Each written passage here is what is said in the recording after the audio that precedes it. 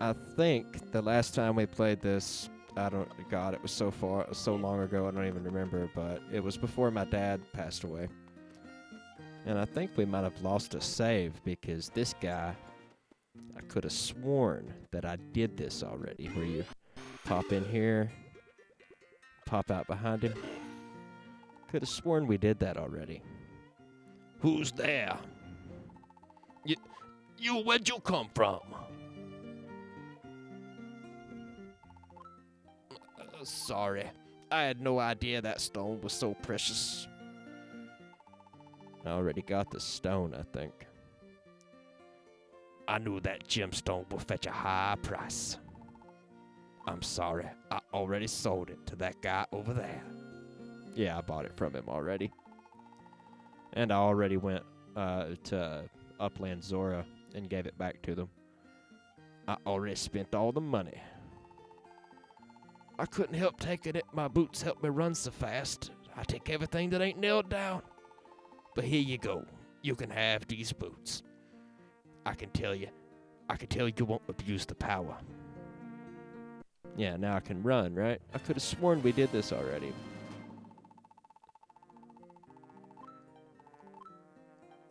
But maybe it was the last thing I did, because everything else seems to be done. We've got 2 of the things the 2 of the pendants. Or did we already get 3 pendants? Is that what happened? I didn't save the... Well, in any case, we've got 1 pendant left to get, whether we like it or not.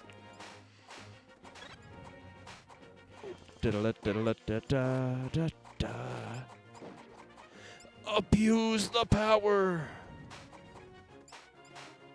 Let's see. How do I abuse the power? Which button is it? Not that one. Do I have to equip it? Let's go to gear and find out. Boots. Boots that let you dash. Press L. Nope. Okay. And, hey, there we go. I love these.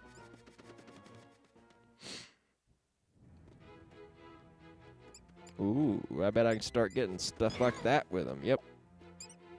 Come on, little baby. I'll take you to your mama.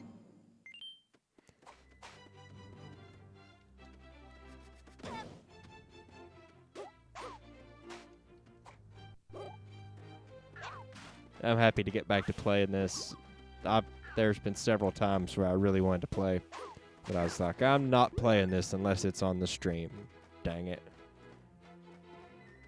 I believe I already went over here, but I don't know what saved and what didn't, so let's go in and see. Yeah, I already talked to this guy. Yeah, I've heard all your gossip, buddy. No, I will not pardon you for existing. You apologize right now for existing. Oh, I keep bumping the microphone. Professionalism, by God. I figured out what has actually been the problem. I've had to lower the bit rate on the stream ever since we first started doing this. And that was weird because, you know, I pay a pretty big internet bill, you know, just to be able to have enough bandwidth to stream, and it kind of ticked me off. But it turns out that the when I bought this computer, funny story, they sent me the wrong computer. But the one they sent me was nicer than the one that I ordered. Like, the one I ordered was like $700 or $800. Let's get rid of this timer. And the one they sent me was probably worth twice that. But none of the RAM I had would fit it, so I had to send all that back and get different RAM because it was, you know, DDR4 instead of 3. And it also did not have any kind of Ethernet port on board, you know. So I ordered a USB dongle, and apparently that's been the problem the whole time, right? Because if I test the internet speed on a phone, and I knew this a long time ago, this isn't new information. If I test it on the phone, I get the full speed. And if I test it on the computer here, I get like 5 megabits down, which should be enough, really. But I found out the new information I found out today is that the amount of USB lanes is limited, and so sometimes the internet slows down because I have too many USB things plugged in. And while trying to make this thing work, I was hooking up a USB hub, you know, and the computer like just flat out told me like, oh, you don't have enough you don't have enough USB lanes left, and I had to unplug something. So that is probably the problem. I'm gonna order a PCI card for Ethernet and hook it up through a cable to straight to the modem, and that will solve our problem. And then we can raise the bit rate.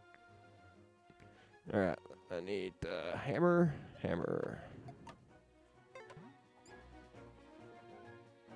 Oh, you're welcome, Mushroom. I've never played this before, and it's a sequel to one of my favorite games ever. So you only get one chance to play it the first time, which I'd probably do better if I played it alone and then played it on stream. We'd probably get through it faster.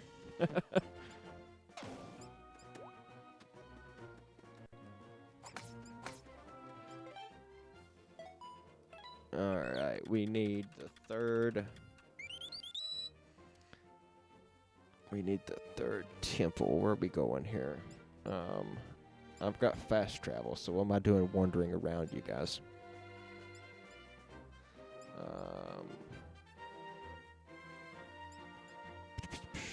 Trying to remember where it was. Death Mountain, of course. The last place I died. Of course that's where it is.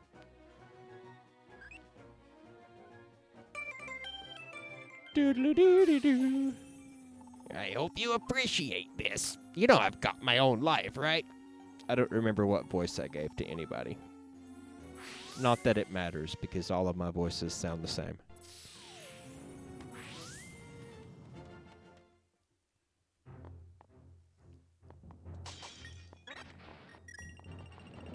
I know we lost a save, because I swear I just looked at the tail end of the third video, and I had like 1,800 left, rupees left, and now I've got 15, so yeah, we definitely lost something. I'm not sure what.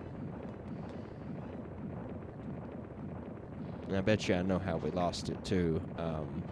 I do have a 3DS, but we are playing this on an emulator. Don't tell Nintendo.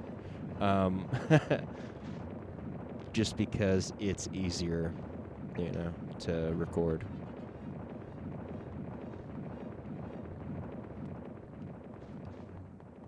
And I bet I updated the emulator. I'm also cutting off part of the stream on the top, but I had so much trouble getting this to work that I am not even caring today.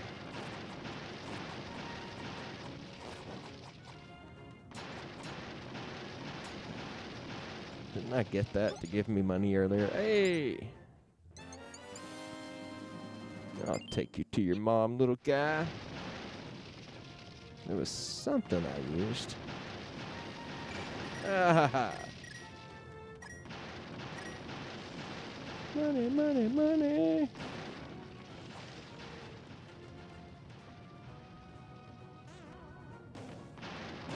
Come here, you jerk.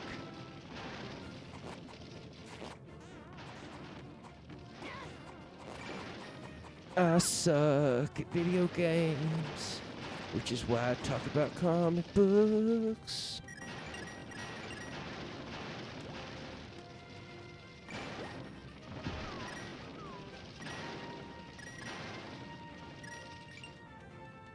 Has everybody seen the new video?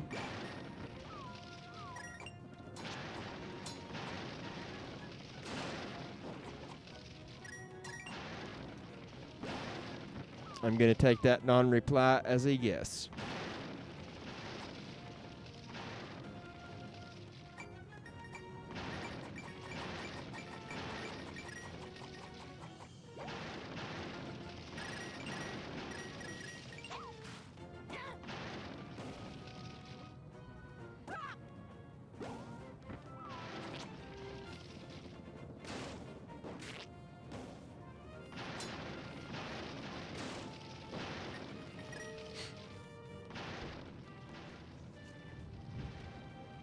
Let's equip a bow.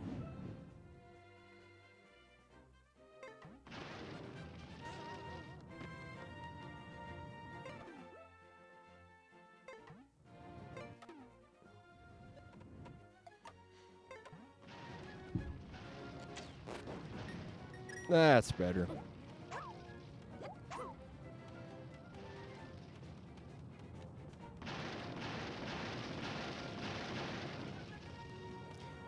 Way to get back to where you came from, Jay. I am so smart. SMRT.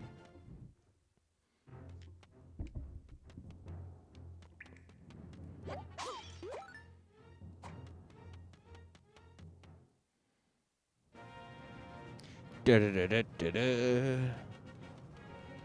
Da da da da da da da da. Wait.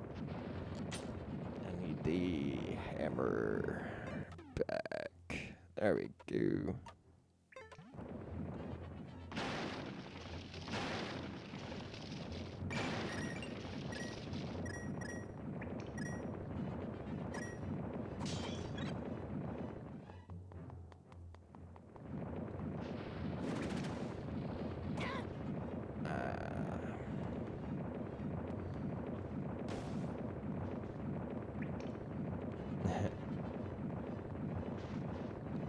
Oh, wrong button, wrong button.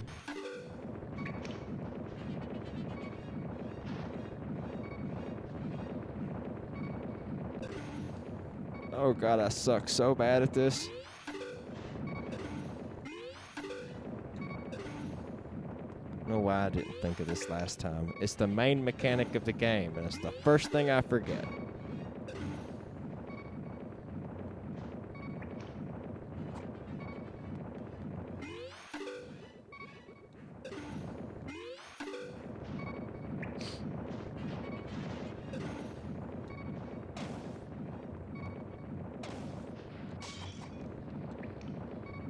Oh, come on, give me a heart. So this beeping will stop. More guts. What is this, Breath of the Wild?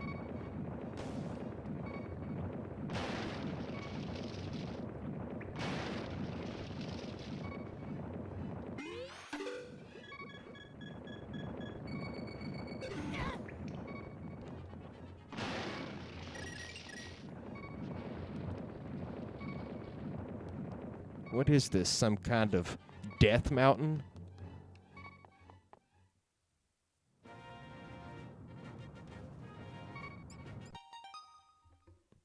I've got to fix that top screen. It's killing me.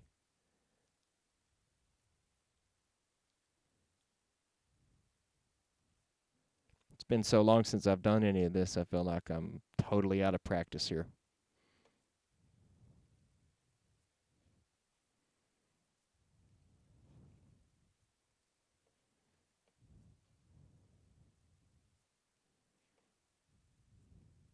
Let's see. Top screen, top screen. Is it this one? Yep.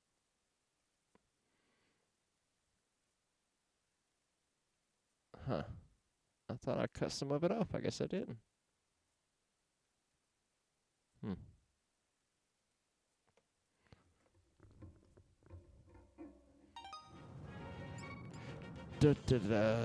What's the sign say? Danger, don't fall. Gee, thanks. Whoa. Oh, jeez.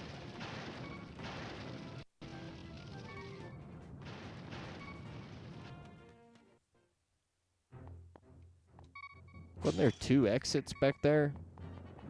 I just walked right off the edge. More of this.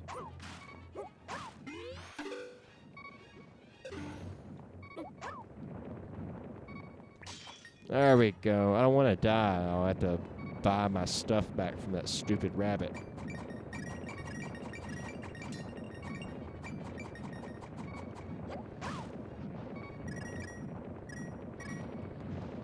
Not that I can't afford it, but that's not the point.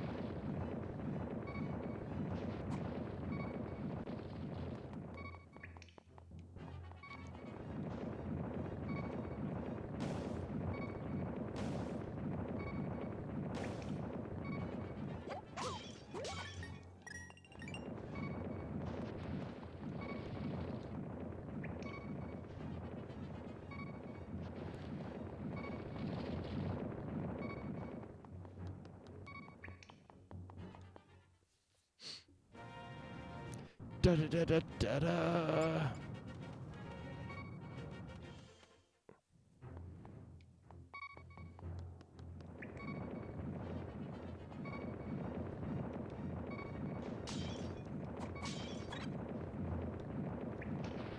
Oh, that was probably a mistake.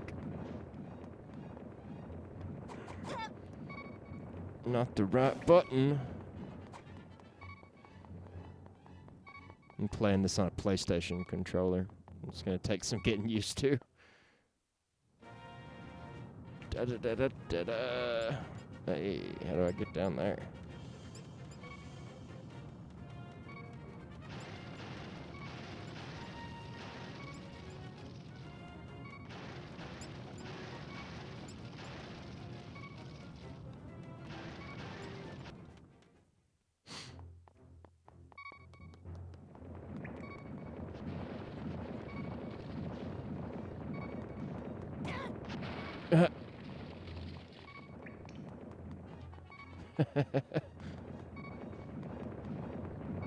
Whoa, whoa. Yeah, I'm dead. I deserved that. Oh, I got a fairy. I forgot about that. Yay. Now there's a, let's see. The screen's all out of whack. Is that better? Yep, there we go.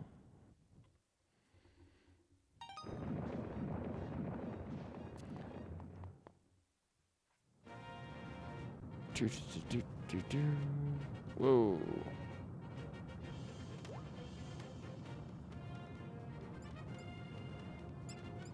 Well, that wasn't very helpful at all.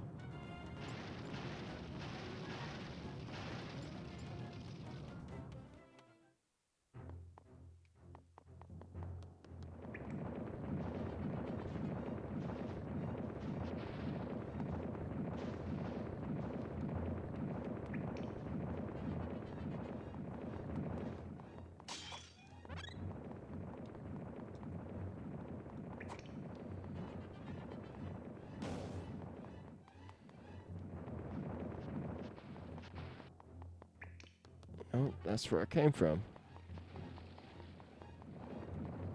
I need to be over there, and I feel like I was over there a second ago, and I messed it up. Are you telling Nintendo?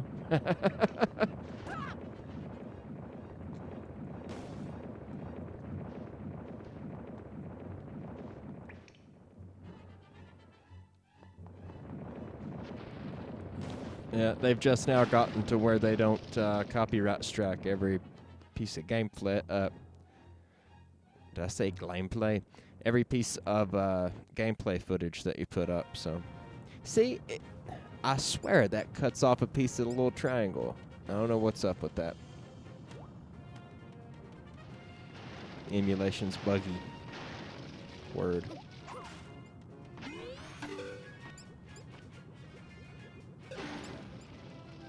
Now I feel like I'm seriously backtracking. That's the save point.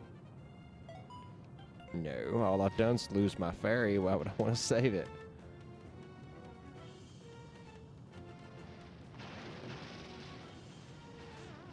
I feel completely worthless right now. I feel like that goes back down the mountain, doesn't it? No, doesn't even do that. It's just a chest. Ooh, there's a hole I could bomb if I could get up there. What's this? Does this go back down the mountain? This goes back down the mountain. Okay.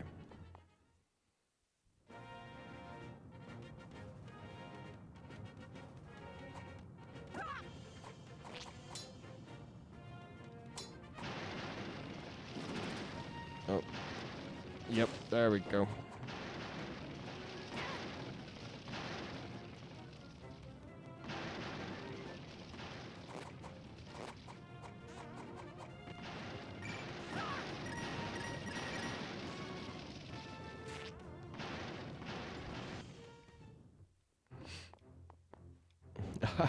I suck so bad. Oh my god.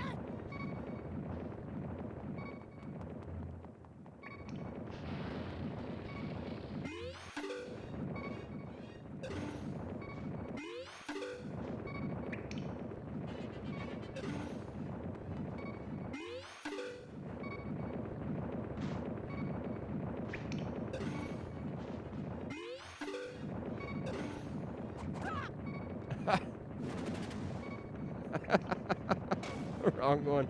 I'm gonna pull the stupid webcam off. I just laid there and died. Did you see that? How many of these fairies do I have?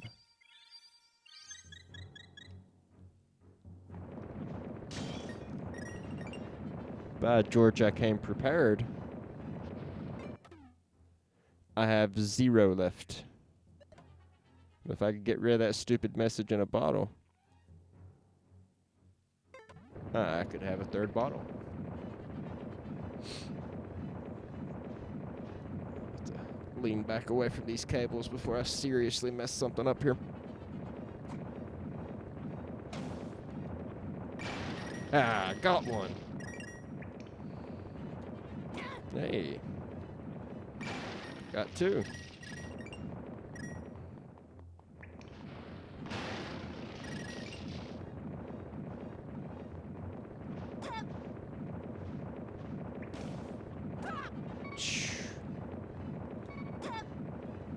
Come on.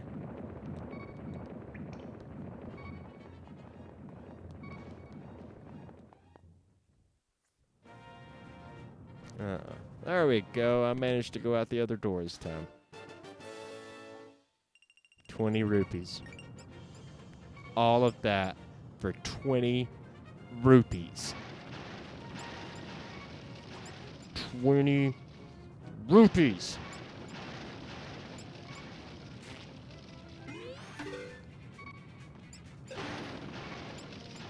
$20 rupees. 20 stupid rupees.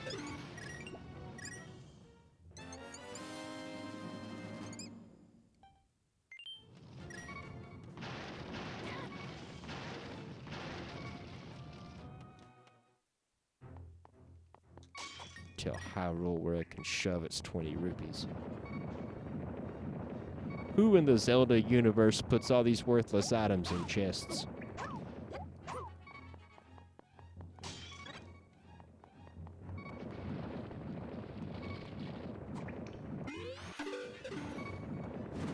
I mean, seriously, think about it. That'd be like you in real life taking a $20 bill and putting it in a chest. The chest probably cost more than the 20.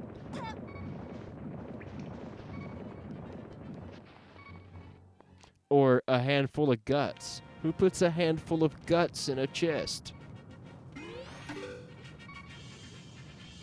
Probably wasn't really a chest. It was probably a cooler, and they're about to do a transplant.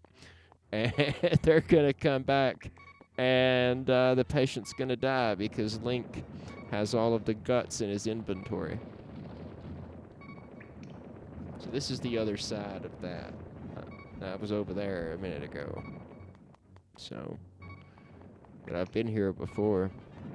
There's still a serious lack of progress. Whoa, whoa, whoa. Whoa, whoa, whoa, whoa, whoa. Ah! I'm actually dead this time. I suck so bad. Why do I suck so bad? I blame Mushroom Cress. Definitely. Definitely. You shut up, Ravioli. I'm not even going to do your voice. Because you're a big poop head. What really kills me is that it makes me rent these one at a time. I mean, why can't I just pay the guy and get it all at once?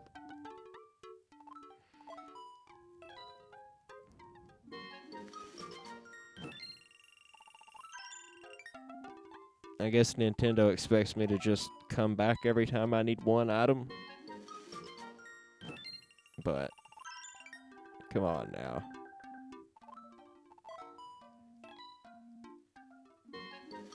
Does anybody actually play like that?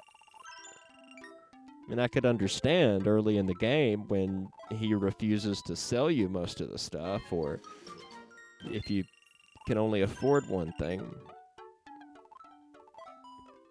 But I think if I remember correctly, most of this stuff all showed up at the same time. I think I'm still short one or two items. He says that somebody else has them rented, maybe. But I don't know. I think I got that. So, oh, it's the sand rod. Okay. That's the only one I have left.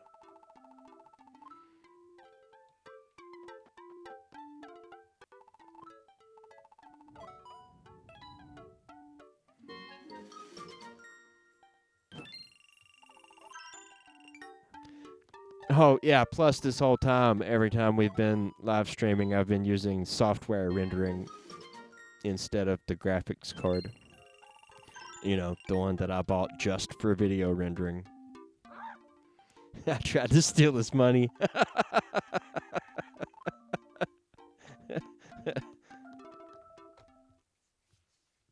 If this was Fallout, I'd be able to steal that. And also shoot him in his face.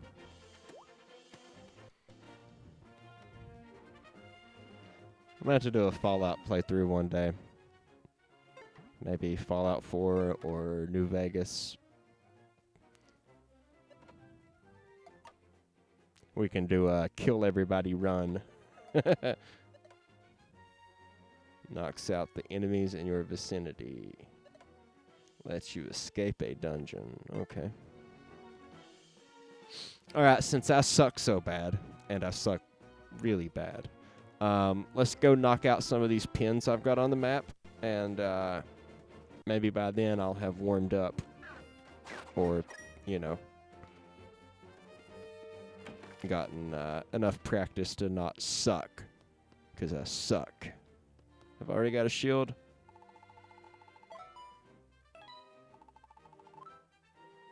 Alright. Yeah, I do.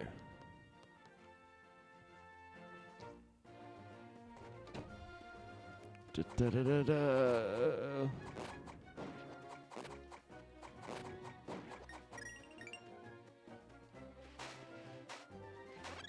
Like, oh, Jay, you haven't streamed in many, many weeks. I don't know how many weeks it's been. It's been a lot.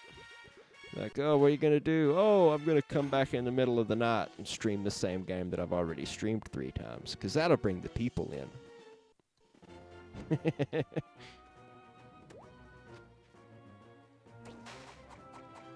Why did I even come over here? Aside from being stupid.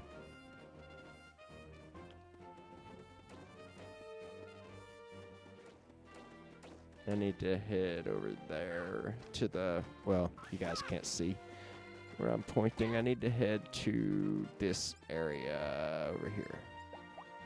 Just anywhere. Oh, I moved one of the pins. That was bad. All right. I think I got it reasonably back into the right spot.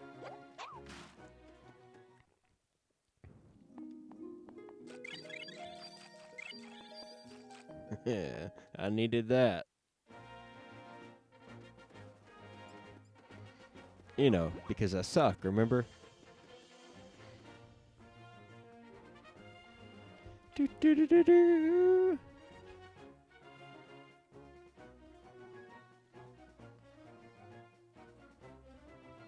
Do, do.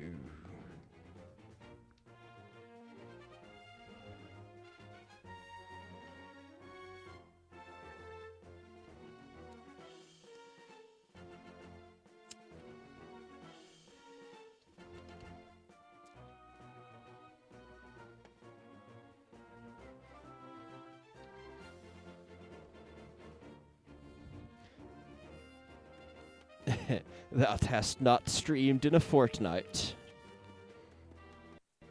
Yes, I shall stream once again upon the morrow. Actually, don't quote me on that. It'll probably be Saturday, actually. I'd like to stream at least every weekend.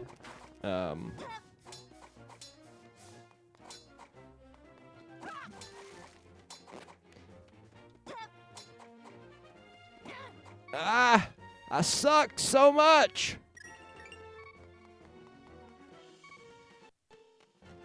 I swear I was not this bad in the previous videos. I was not this bad in the previous videos.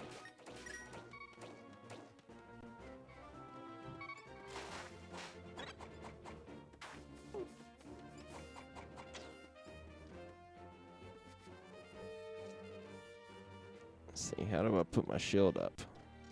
There we go, okay.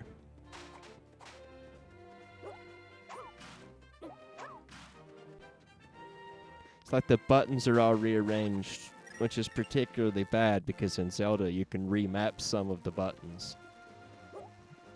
It'll really mess with your muscle memory. Additional excuses.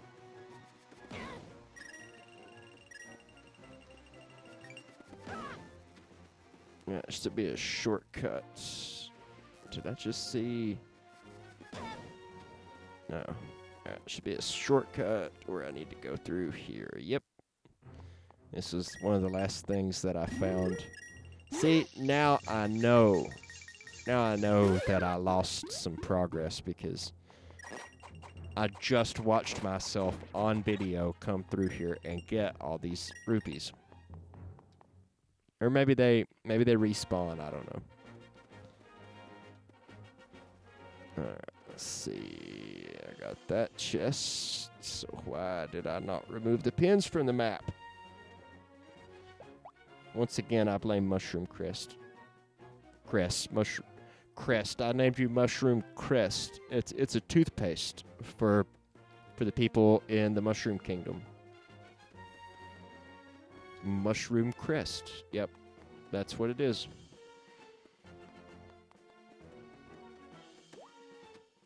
And now I say, oh, I know how to get that. Because that's exactly what I did in the video I just watched. Hope I don't lose the save again. Would suck to find out that this doesn't save either. Like the saving is like suddenly broke. That would. I think I need to stop downloading updates for this simulator until I complete the game. Because they update it every day, It's only a matter of time until one of those updates messes with the save function.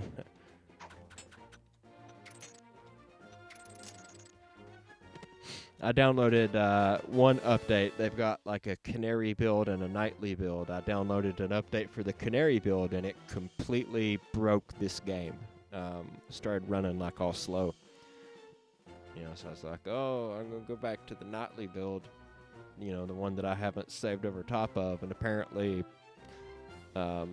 it has a problem saving the game, so yay for me. But I tested it out before I came back to this stream, and it was saving again, so I think it's okay. If not, I'm not going to take a chance on it. I'll back up my saves with a save state, right? Hey, Jordan, how you doing?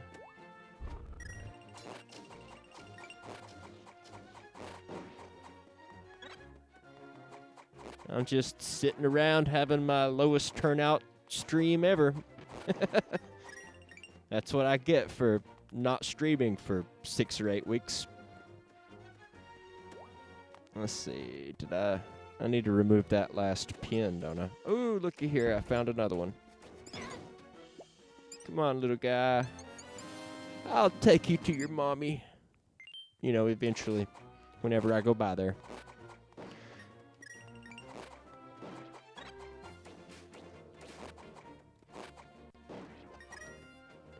Da da da da da da da.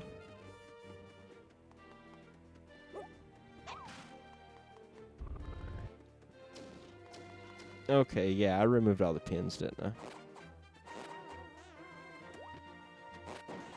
So I need to go down and see what I've got pinned down here.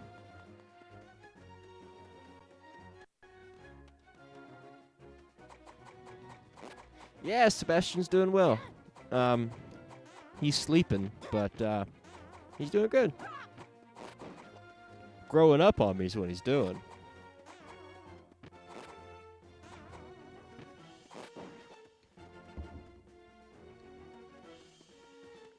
Hey, there's a piece of a heart.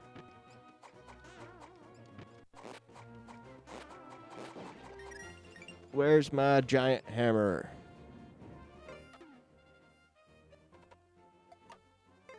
There we go. Boom. Give me that. I swear I've been here to get this before. I know I keep going on about losing that save, but it really hurt me. Alright, let's see. That gets rid of this one. And I suppose this too. Marking both of those with 2 different pins was a little bit unnecessary, don't you think?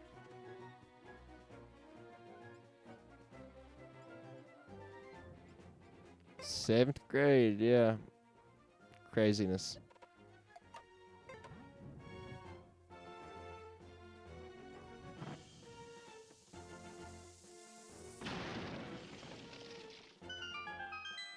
When I was in school in this local area, 7th grade was with the high schoolers, you know. Of course, now they've got it, you know, so that the new grade school goes all the way to 8th grade, I think, which is how it should be, you know. But let's change that to a gold pin. Whoa, hey, buddy. What are you doing? Now I gotta kill you. So that I can remember that this is a fairy cave. Hey, buddy. Hey, buddy. Why won't he stick?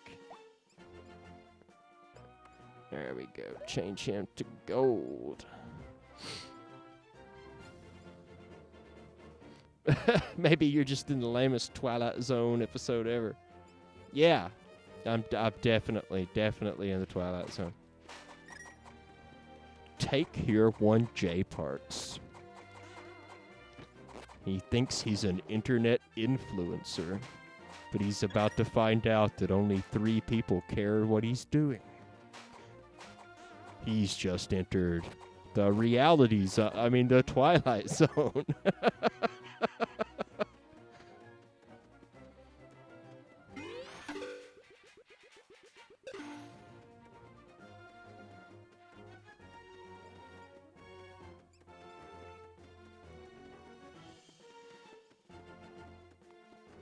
Hey! How you doing, zippity doodah? Zippity doodah, zippity hey. My oh my, what a wonderful day.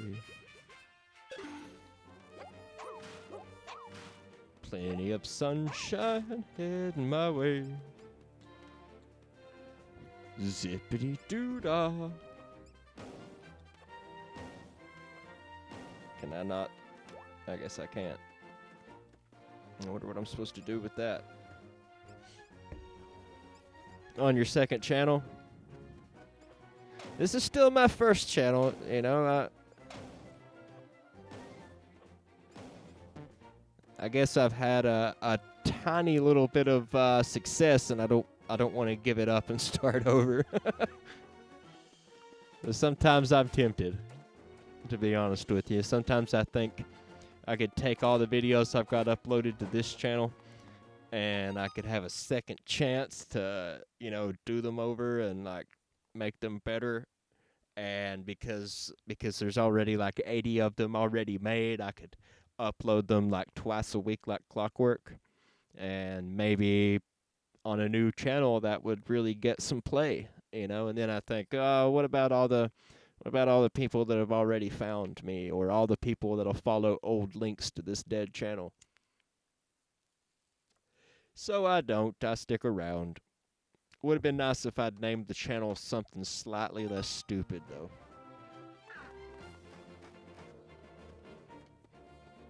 Like you're starting a YouTube channel, and so you make up some stupid name from, you know, a stupid joke, and next thing you know, it's got 3,000 subscribers, and you're stuck with it.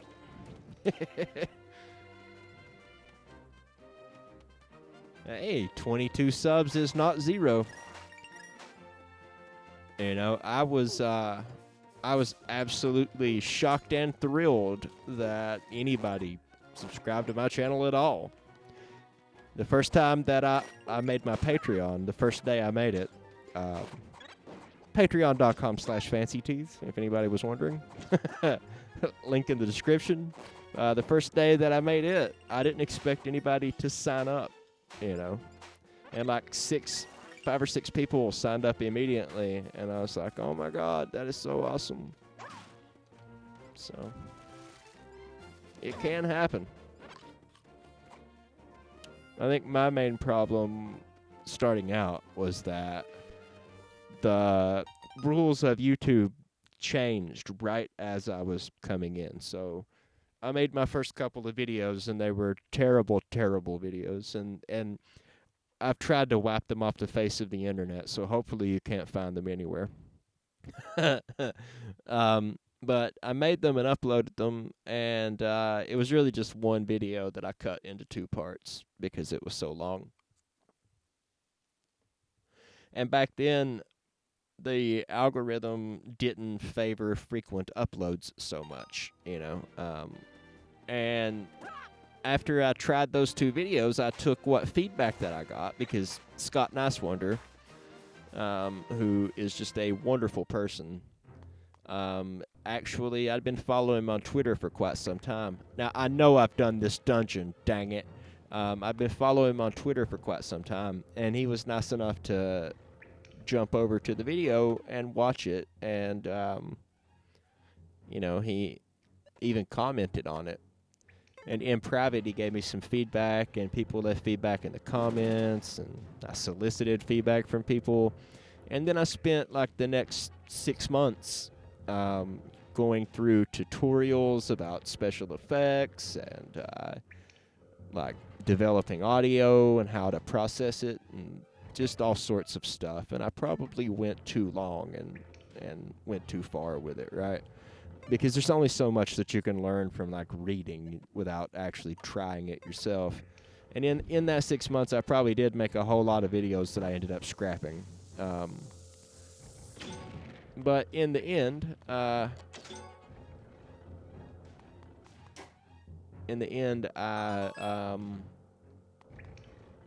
eventually came back to making videos. But by the time I came back, well, the rules had changed, you know. But the problem with the rules changing on YouTube is that you don't know that the rules have changed immediately, right? It takes a while as people figure it out. And so it was a situation where the rules had changed and I didn't even know the rules had changed. But eventually I figured it out.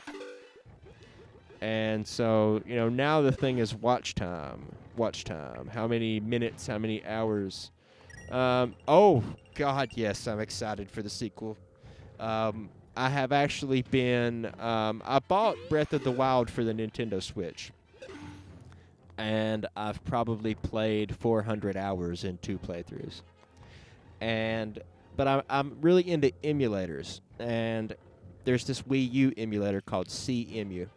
and it plays the Wii U version of Breath of the Wild really exceptionally well. So, like, you can play Breath of the Wild at 60 frames per second or even 120 frames per second, and you can up the resolution, to 4K if you've got a video card that'll push it, you know. And so I've been playing a third playthrough on that, and I've probably put another 100 hours into the emulator playthrough. Plus, the emulator will allow you to make modifications, so like I'm doing what I call a cheater's playthrough, and we used to do this all the time back in the day on like the Nintendo and the Super Nintendo. You'd play the game through fair and square and beat it, and then you'd slap a Game Genie on that thing and see what kind of codes you could put in. But I mean, there are no codes now, but there are modifications for the game in the emulator to make your bow draw faster and make your arrows never run out and all sorts of interesting things. And so I'm sort of doing a playthrough like that right now. But the coolest thing is that other people have hacked the game and they have created new dungeons. And I've played a sky dungeon, and I've played a fire dungeon that other people have made, like modifications. I guess you would call it a I don't know what a plug-in or a mod. Just sort of like you do a mod for Fallout. And it's really cool because all you have to do is download it and then check a box in the emulator, and boom, you're there. And some of these fan-made dungeons, 2 of them specifically, that are really, really well done. And maybe I'll play them on stream one day. But that's what I'm doing right now to sort of hold me over until the Breath of the Wild sequel, because I love that game so much. I mean, so much.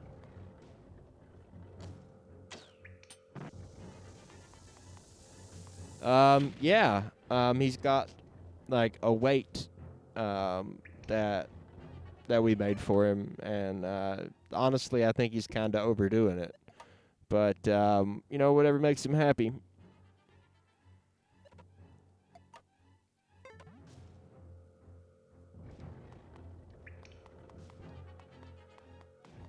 But yeah, he's getting into lifting weights.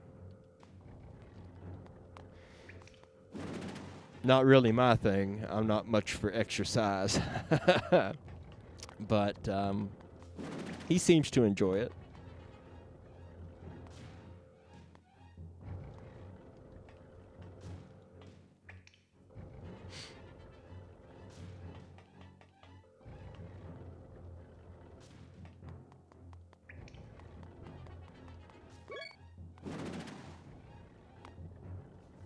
It is. It's a sledgehammer head, and I've got this blue tape that's made for like it's painter's tape is what it is, but people tend to use it on like the set when they record stuff. So, I've got a lot of lighting and backdrops and stuff, and whenever you need to like tape down cables or hack together a solution to something, that painter's tape is a lifesaver. But I took that old sledgehammer head and I wrapped it in that tape because it was a little bit rusty, and that made it not so rough, And yeah, he just goes at it, lifting it. Sebastian does. Boom, boom, boom.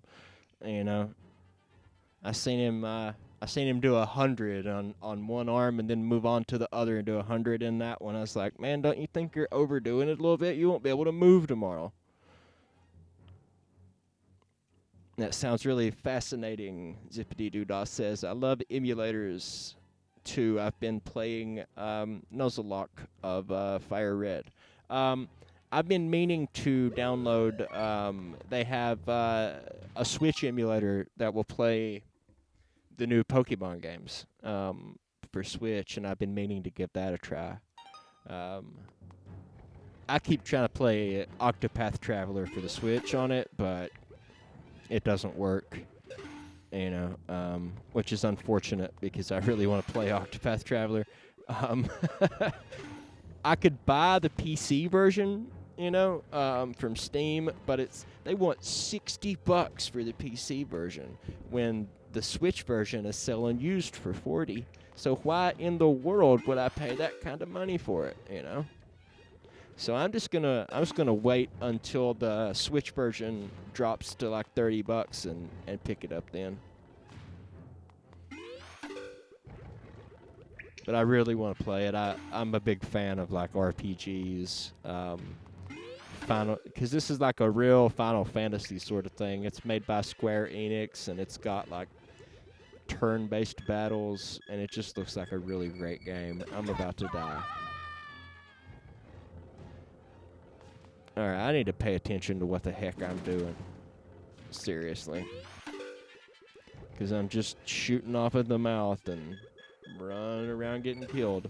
Well, not killed, but knocked off the ledge anyway. Let's see. Been in there. Takes me... Let's find out. What's over here? Oh, whoa, whoa. Alright. What you got to say? Now, how's all this gonna work? Step on the floor switch, then hit the 2 round switches. Well, that seems simple. Just need a bit of a breather first. Yeah, you take a breather, buddy.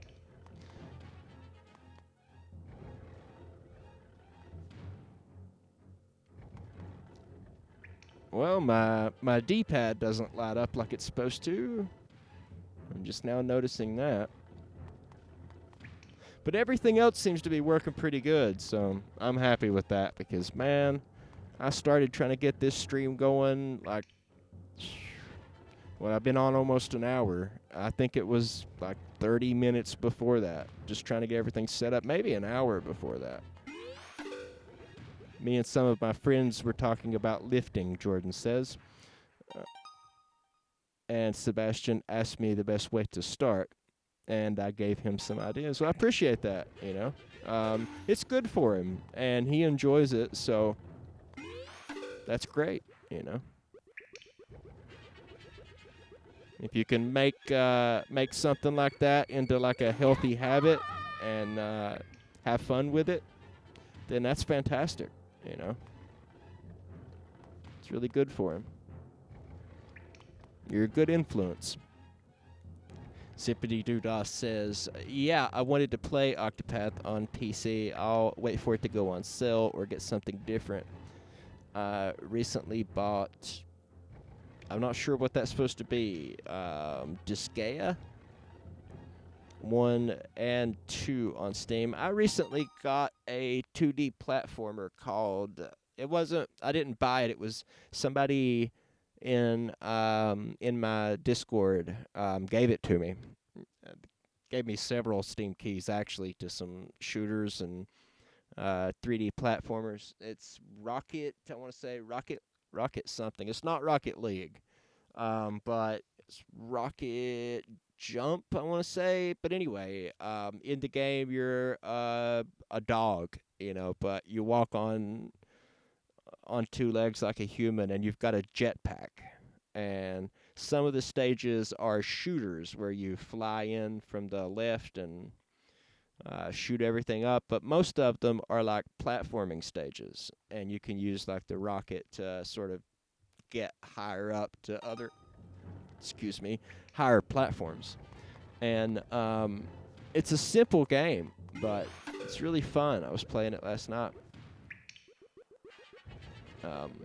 I was gonna stream it, but for some reason I've got a pretty common graphics card. It's a GeForce 1060, I think. 1060, yeah.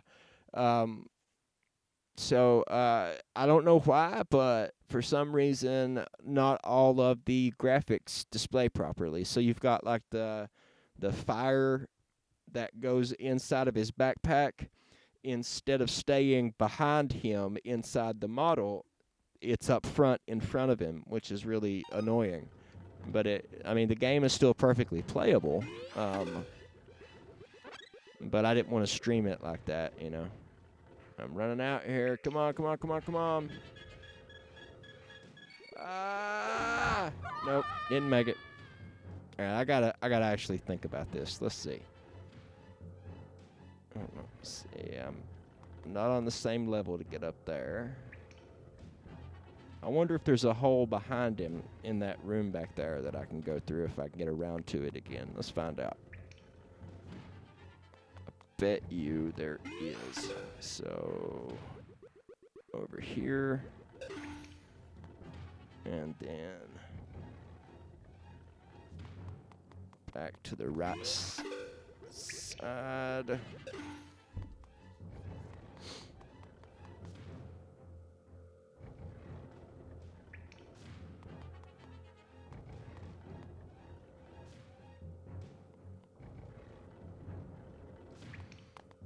And through here.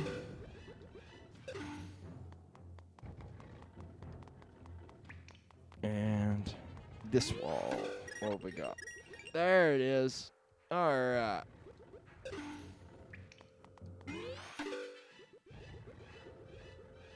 Well, that didn't help at all. I thought that was on the same level, but it's not. It's a notch below. It didn't help at all.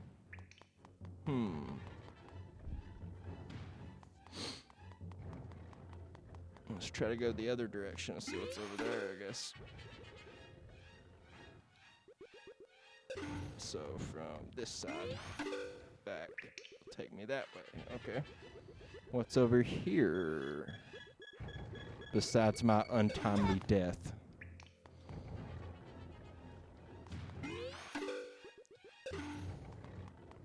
I've already solved this puzzle once before. I don't know what's so daggone hard about it.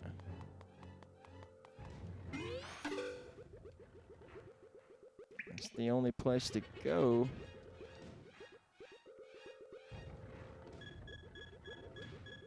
And I'm back where I started. Well, that was no good.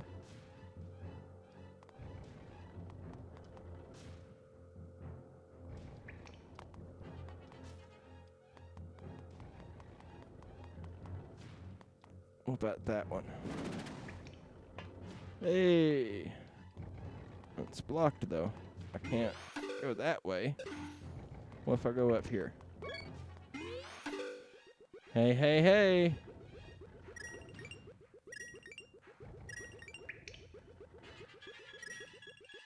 Ha ha! I did it! Yeah! Awesome. 100 rupees. Gee, thanks. I did not need 100 rupees.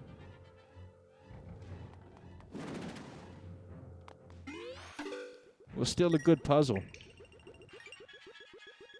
That's the cool thing about these extra dungeons in Breath of the Wild. They're designed after dungeons from previous games. So there's a theme, you know, like fire or clouds and wind. And there are actual puzzles, you know.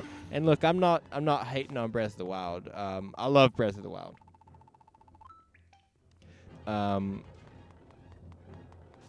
But I still think that a sequel to Breath of the Wild, it would be nice if the dungeons were more varied, right? Because you had the 4 divine beasts, which really all looked the same. So, you know, 4 dungeons that basically made up one mega dungeon of the same design. And then you had the 120 shrines, basically 120 bite-sized dungeons that all came together to make one, you know what I mean, gigantic. So basically had 3 types of dungeons if you count Hyrule Castle, which I guess you should. I do. You know, like, if they had more, like, in part 2, more variety, I'd like to see them drop the number of shrines down by half or even a quarter. You know, what if every shrine was 4 times larger, but there was only 1/4 of the amount of them, right? It'd be the same amount of content, but you would be able to elaborate more on the concepts.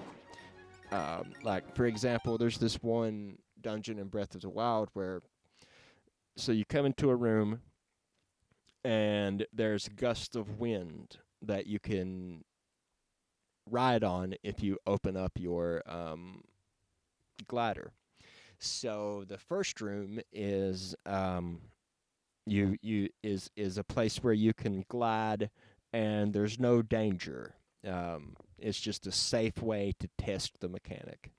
So then the next room, you go over the over like a small hole, and then there's a third room where the drop down is like lower and smaller to make it a little bit more difficult. And then that's it. There's an optional chest that you can get by doing a fourth glide, but that's it. That's the whole thing.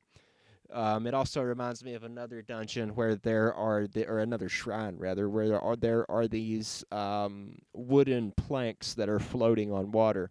And first you run across one, then you run across three, then you get into a room where you have to like put a bomb in the water and let it float around and blow up in the wall, and that's it. That's the end of it. So I feel like they're introducing these themes, and then they're not giving them enough time to really be explored, and I felt like maybe we would have been better off with less shrines that were larger.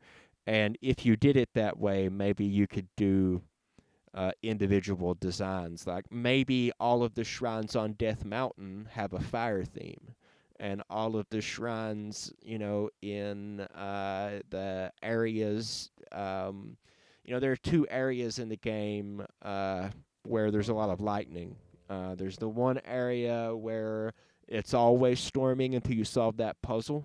And then there's that area that looks like a jungle where it rains a lot, Those could have like a lightning theme, and maybe they could look distinct or different from each other, I wouldn't have minded seeing the 120 shrines split up into 5 or 6 really large dungeons, full of like enemies and puzzles and shit. I would like to see that in a Breath of the Wild 2, while leaving all of the other mechanics the same. Like the open world is great. The fighting mechanics I thought were great. A lot of people don't like the degradable weapons, and I can see where they're coming from. They do degrade way too quickly. But I don't think that should be thrown out. I think it just needs some adjustment, right? The weapons need to be a little stronger, or maybe we need to add more infinite weapons aside from just the one. But other than that, I think all of that's great. I just want to see some more variety in the dungeons. If we, which I'm going to be satisfied if they give me Breath of the Wild 2 and it's basically just another Breath of the Wild and everything's the same except you get new shrines and new puzzles. I'd be happy with that, right? I mean, I'd be happy with that. But I'm sure they'll change some things. I would also like to see, here's what I want in a Breath of the Wild sequel. I want to go back in time, not for the whole game, but just I want time-based puzzles where you have the old map of Breath of the Wild, and you have another map that is before the calamity. So Castle Town is there, and nothing is destroyed, and everything is all happy-go-lucky, and the people don't know what's coming. And I want it so that you have to switch back and forth between those two times to solve puzzles. Maybe there is a rock in your way that in the future, after Hyrule is destroyed, won't be there anymore because it got blown up, right? So you'd have to travel back in time and get past that rock and then go forward in time again. These were the types of puzzles that were available in previous Zelda games. In the Super Nintendo game, you were traveling between the Dark World and the Light World, right? In Ocarina of Time, you were traveling between the past and the present, you know, or the future and the present. Depends on how you look at it. So I would like to see that mechanic make a comeback. That would be neat. Even in this game, there is another dark version of the world. I just haven't gotten that far. Your favorite video is everything wrong with Fancy Teeth in 2 minutes or less. Yeah, that's the one where I'm making fun of myself. That was an April Fool's Day video, and fun story. There's only one video on this channel where I talk about a game. I mean, there are a lot of live streams where I play games and talk about games. But, you know, like a video that I record and edit, there's only the one about Beyond Oasis. And that's because I was going to upload that as a April Fool's Day video. You know, haha, April Fools, here's a video about an old Sega Genesis game. But the problem was that while I was making that video, I really started to enjoy it. And I really started to like the video. Like it started to really be one of my favorites. And I decided not to release it because it was exactly 1 year after the Everything Wrong With video, you know, April 1st of the next year. And I decided not to. So I kept the video an extra week to get as far away from April Fool's Day as I could without, you know, waiting too long. If you don't upload a video in like a month, YouTube really punishes you for it. So I couldn't wait too long. So I waited about a week and then uploaded it. That way people wouldn't see it as a April Fool's Day thing. But that's what it was, at least initially. But I really liked it. So I'm thinking about starting a second channel. I have a second channel, but there's no videos on it. It's just my personal channel. So I just use that account to watch videos. But what I'm thinking about doing is making game videos, like videos about video games for that channel. And eventually I'll split the live streams up, and comic book live streams will go on this channel, and me playing video games will go on the other channel. But right now I'm live streaming on this channel because I really need the watch time.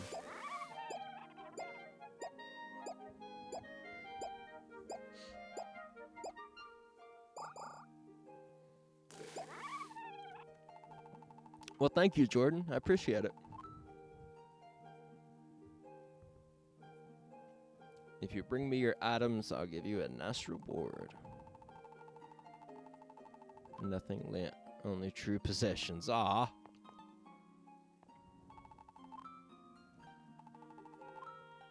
Well, what do I actually own here? Let's see.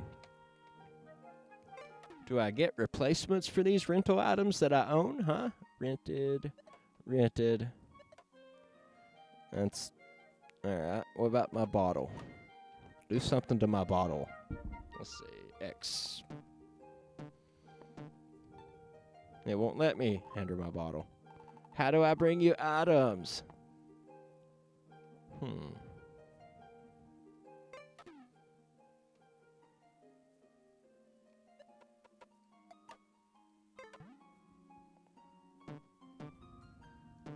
No, just keeps burping me.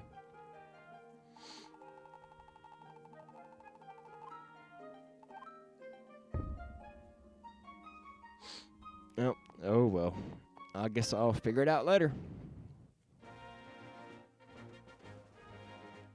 I also hope there's not as many Korok seeds in Breath of the Wild 2, because Jesus,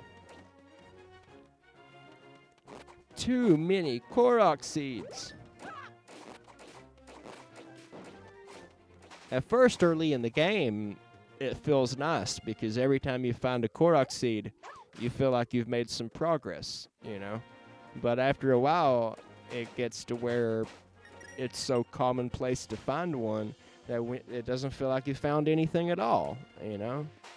Like, I get that they were proud that they put that much into it, but man, you know. And they really only came in 4 or 5 basic types of puzzles, you know.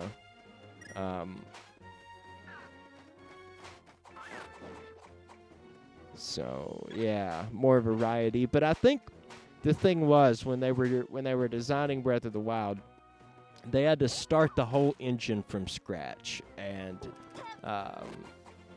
Nintendo has never really done the open world thing before, and you can tell they took a lot of inspiration from Ubisoft, right? Like if you're playing Assassin's Creed, you want to get the map to an area, you climb a tower. That's how the game works, you know. You get in Breath of the Wild, and hey, you're climbing a tower to get the map. So they took some inspiration from other open world games, which is fine. You know, that's fine. It was a good idea, and I like Assassin's Creed.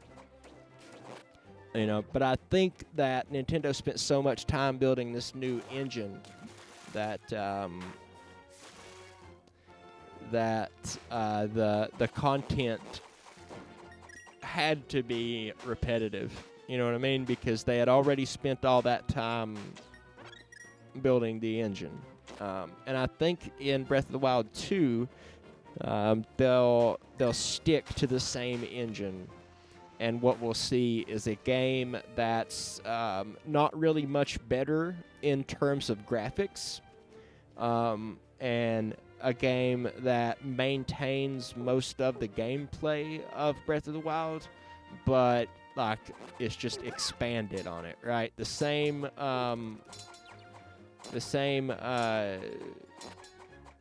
sort of fighting mechanics, the same sort of, except maybe, you know, elaborated upon a little bit, add something here or there.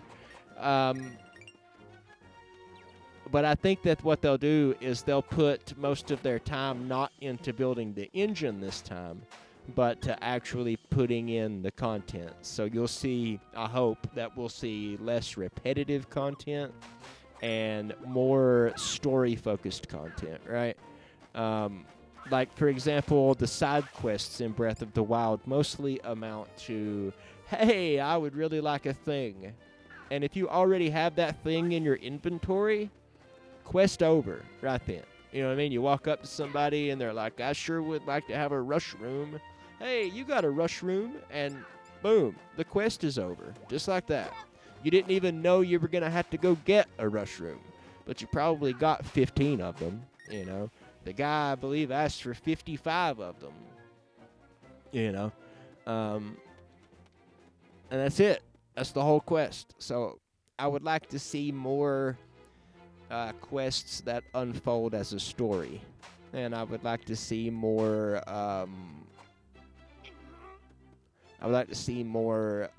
like diaries to be found. You know, you find somebody's diary and you read the story, like Zelda's diary, you know. Stuff like that. Like when you're playing Fallout, that's one of my favorite things to do, is to stumble upon someone's audio logs and listen to like the story of how they died, you know. A setup tour. I'd like to do a setup tour. That seems like a cool idea. I'd have to straighten this place up, that's for sure. But I'm not opposed to the idea. Let's see, how do I get in there? I don't crush it. Nope. I bet I have to get some kind of gloves to help me lift it. Yeah. I'll have to come back. Do I have this marked? I don't, do I? Do I? Why did I mark it with a gold? No, it's red. Okay. Whoa, I'm dying all of a sudden. I'm literally getting nothing done. So let's go back to Death Mountain. Let's heal up and then go to Death Mountain.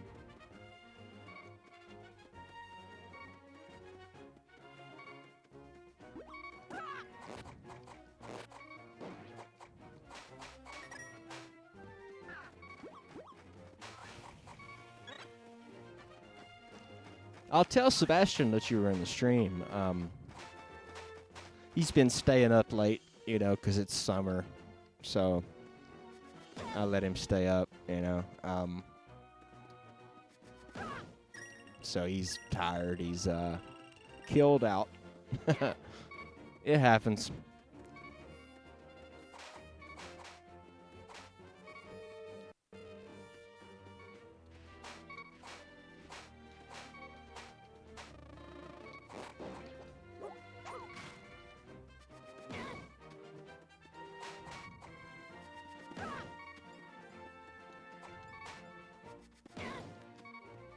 Come on, game. Give me some hearts here. Come on.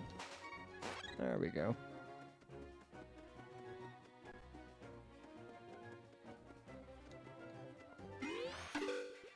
Yeah, I need some kind of glove to be able to lift that. Let's go see what the blacksmith says. Goalie. I haven't found goalie. I'll let you know. Nope, not that. I need the helicopter thing. Where's it at? Da da da da.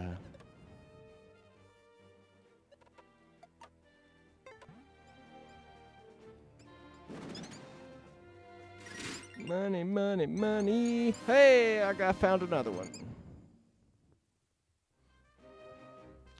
An overnight challenge. So, what goes into an overnight challenge? Is that anything like the mail yourself somewhere in a box challenge?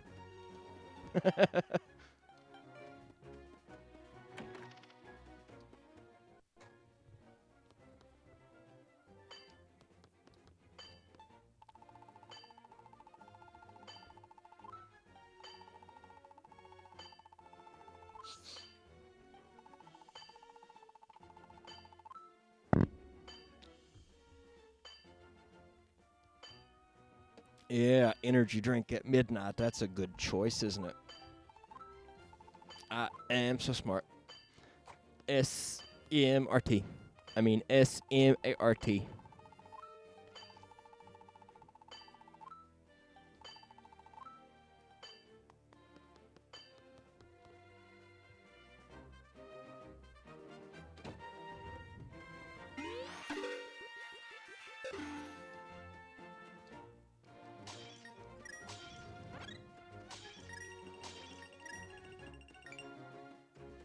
Let's see. I got fairies, what, didn't I? A minute ago. Hey! I guess you had to catch them by hand. It looked to me like he was catching them. Alright, so I got to go to one of the gold points that I marked on the map. In the lower right-hand corner. I think those two are fairies. So let's go get some fairies. And let's head to Death Mountain.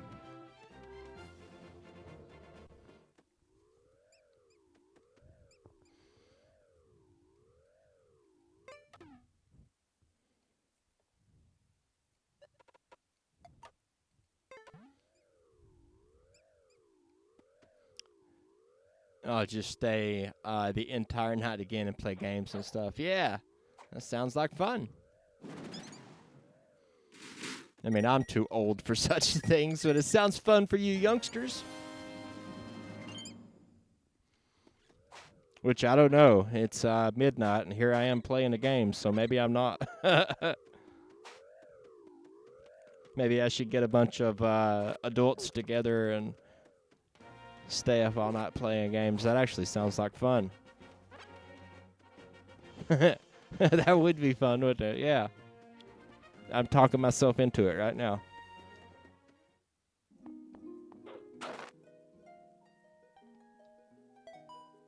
Put it in a bottle. Put it in a bottle.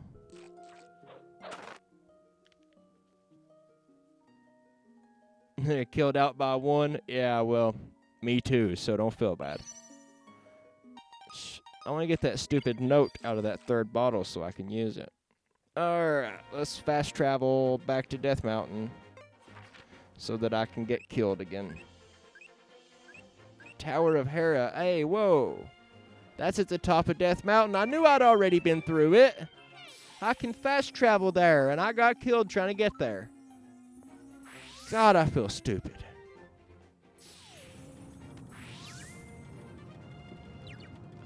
Idiot. Idiot. I can't believe I did that.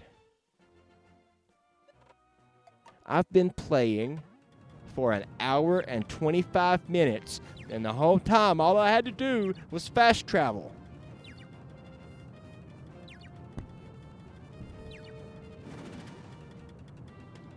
Man. So stupid. I'm so upset with myself. I can't. I have no words for how stupid this is.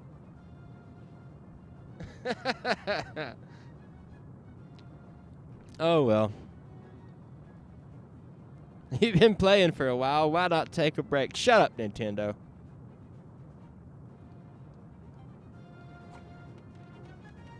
Let's see what's over here.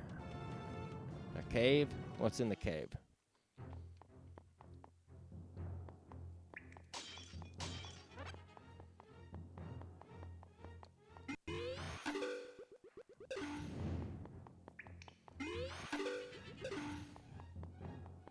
Fast travel. It was already on my map as a fast travel point. I cannot... Whoa, look at that. Hey, hey, hey.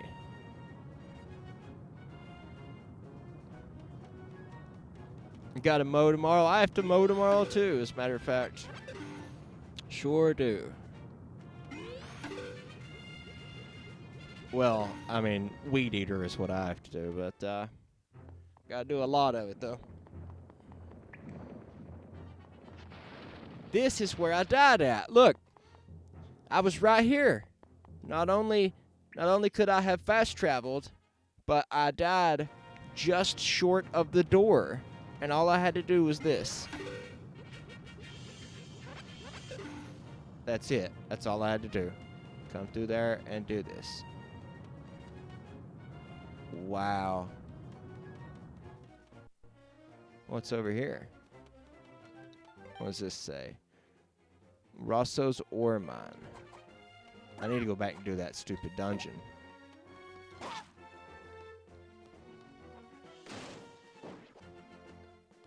But I wonder if I can get over there first.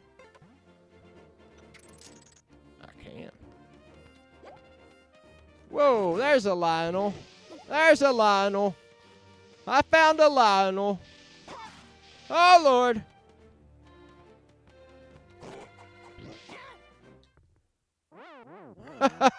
Okay. I should not be over here yet. I should not be over here yet. It's time to beat a friendly retreat for a while. Wonder if I can kill him from far away with some arrows.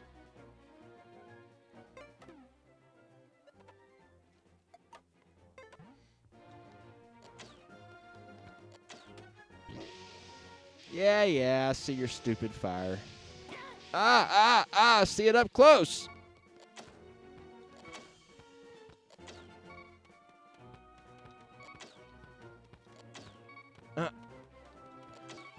I suck so much. Alright, I'll wait for it to build up. There we go.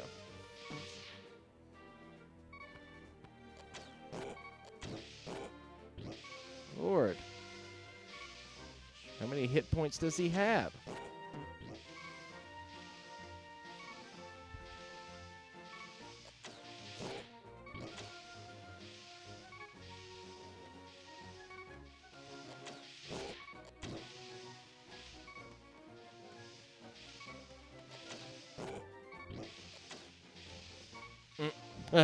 Well, if I could actually hit him, the camera's in front of him. I can't hardly see him.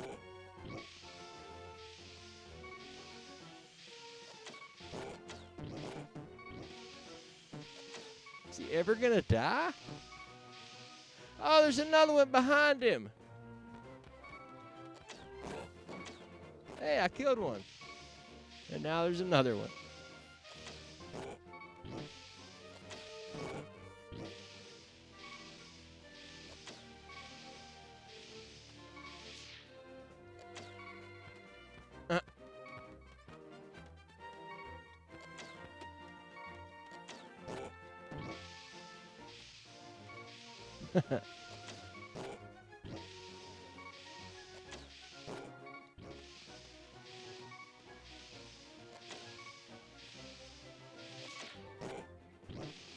Lionels that won't die. It's Breath of the Wild all over again.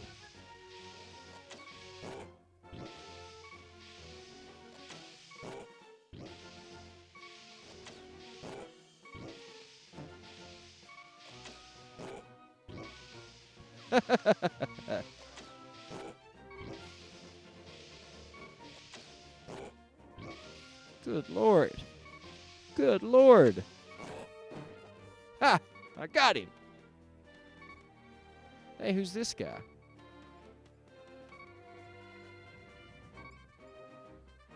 Huh. Okay. That's the mine.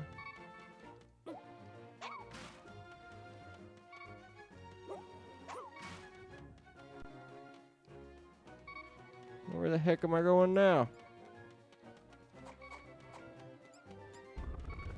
Whoa! Hey, another puzzle.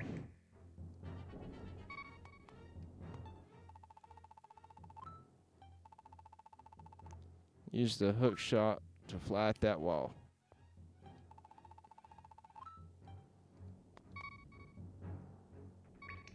All right, hook shot.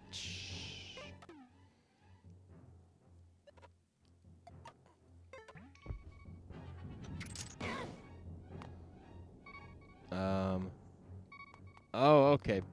I see. I'm supposed to merge into the wall. Nope. Hit A, he said. Hey, I did it.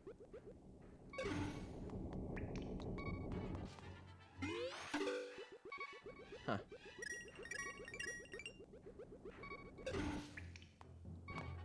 Oh, another one. Okay, I see. I see, said the blind man. Good night, Jordan. Thanks for coming.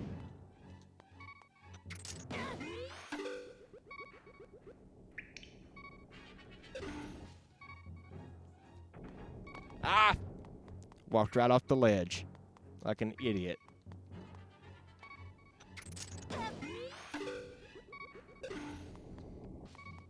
Let's see.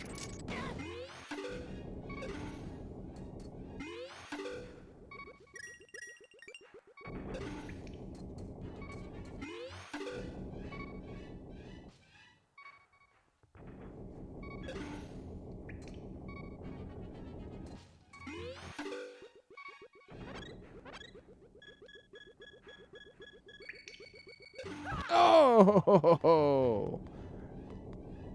So close yet so far away.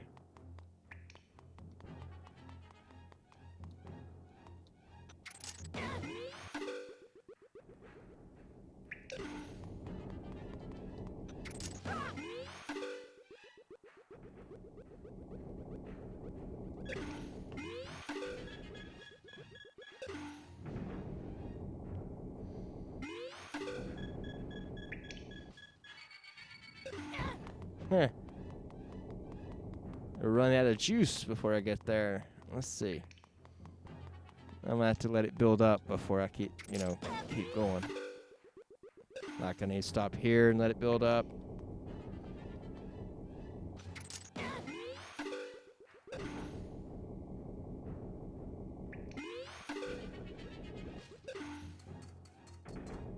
Oh! Alright. Let's do it again. I can do this. I could do this all day.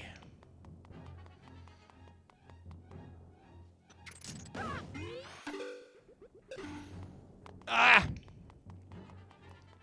I keep acting like that, I'm gonna be doing this all day. I wonder if Captain America plays video games. Like, they didn't have video games in the 1940s when he got frozen. Like, I wonder what he thinks about them.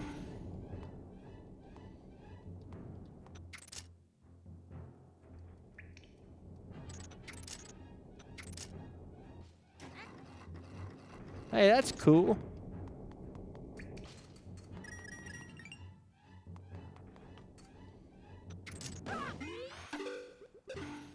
Man, I love this game. I love this game so much. I really do.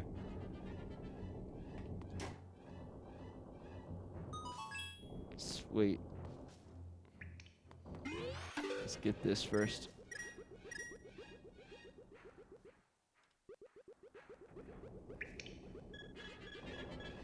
And then build up the meter again.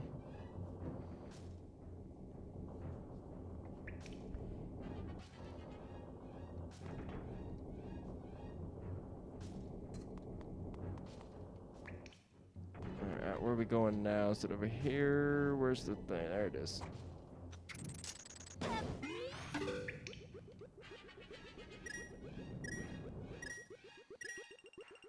Oh no, oh no, oh no, oh no, there it is. Come on. Ha! I did it. What did I just do? Oh my god. I walked off the wrong side of the platform. Oh my god.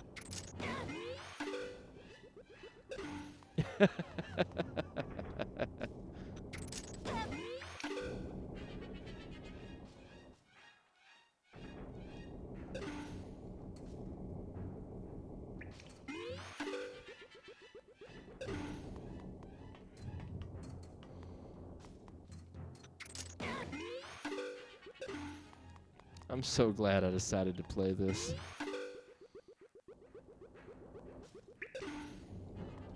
Ah! It's like getting to play A Link to the Past again. Like, have you ever loved a video game so much, or a movie so much, or a TV show that you wish that you could, like, erase it from your memory so that you could do it again for the first time? You know what I mean? Like, nothing can replace the first time that you beat, like, A Link to the Past or Final Fantasy, you know. And, like, this game has so much in common with A Link to the Past that, I guess, like, I feel like it's, well, I mean, it is a sequel, right? It just is that. But I feel like it's a worthy sequel, you know. Something that, had it been released in the days of the Super Nintendo, it wouldn't have looked as cool, but it would have been just as good. You know what I mean? Like, I would have played it and loved it. Which, when I was a kid, I didn't get to play A Link to the Past as a kid. I played it for the first time as an adult because, like, when I was a kid, we got our games from rental stores and used game bins and trade-ins and stuff like that, and nobody was trading away their copy of Legend of Zelda. You know what I mean? Nobody. And it wasn't a very good game to have in a rental store, you know, because you had to save the game, you know. So if a rental store did have it, then somebody, 100 rupees. That's so worthless. But it was fun. I had a great time. You know what I mean? So, like, even if you were lucky and your local video store carried games that had to be saved over multiple playthroughs, somebody was going to have it rented out, you know, because you start playing that game from the rental store, then, you know, if you're going to keep playing it, you're going to keep renting it, you know. So, Like, I never saw it on the shelf in the rental store. I never saw it in any of the trade-in bins at the flea market, you know, or anything like that. So I didn't get to play A Link to the Past until I was an adult. And I think it's just because people were not giving it up, you know? It wasn't the kind of game that you traded in for credit. It was the kind of game that you keep and play over and over and over for many, many hours. You know, so I was aware that it existed, but I didn't get to play it until many years later. But once I did get my hands on it, I mean, I completed it 100%, you know, twice, you know, and I had it borrowed, so, you know, I had to move through it pretty quickly. But I moved all the way through it and then borrowed it again and moved all the way through it again, you know, like it was that good. All right, let's get at it. Oh, look at there. I found one. Come on, little buddy. Come on, buddy, before I get killed. I've only got one fairy left, and I still haven't done the dungeon. Jesus. Nothing down here, right? Nope. Do not kill the Lionels. Oh, no, Lionels. Just run past them. Run past them. Takes 400 hits to kill the damn things. Oh, yeah, I forgot to go into the stupid mines. Probably should have skipped the mines and went back to the dungeon, but I'm curious.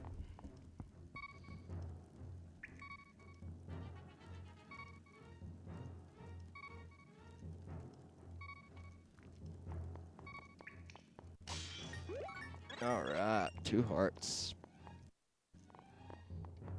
Let's see what's anything on the walls. Nope. Which, you know, I don't know how you would have done a game like this on Super Nintendo. It had like a mode 7, you know what I mean? But getting the whole stick to the walls thing in 3D to work on the Super Nintendo may have been impossible. Hell, I don't know.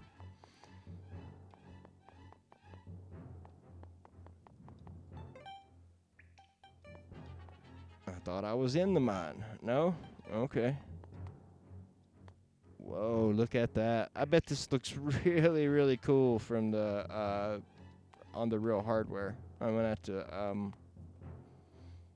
check it out. I have, played, how do I get over to that? I have played, the Ocarina of Time remake for 3DS on Sebastian's, you know, 3DS.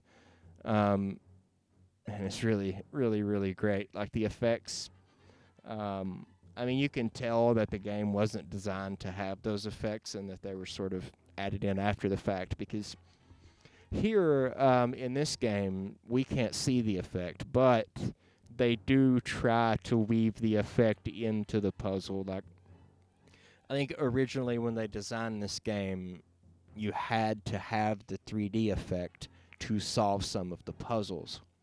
But during the development, they came up with the idea for the 2DS, you know, a cheaper version with no 3D for the people that don't like the 3D, like it makes them sick and stuff. So they had to go back and rework the puzzles so that they are solvable even without the 3D on. But they still used it to sort of enhance them, right? I mean, a lot of the times when I'm playing this game for the stream and I, like, I can't talk, I meld myself into the wall, a lot of times I'm at the wrong level. And it's easier to see what level, well, I assume it's easier to see what level that you are at with the 3D effect, right? So it does have a bit of a practical purpose in the game. I don't see how to get across here.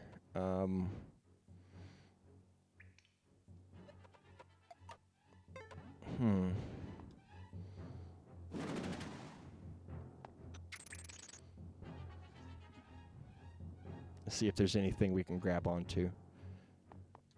But in Ocarina of Time, the 3D effects are strictly cosmetic. But it's still a great game, and it still looks beautiful in 3DS.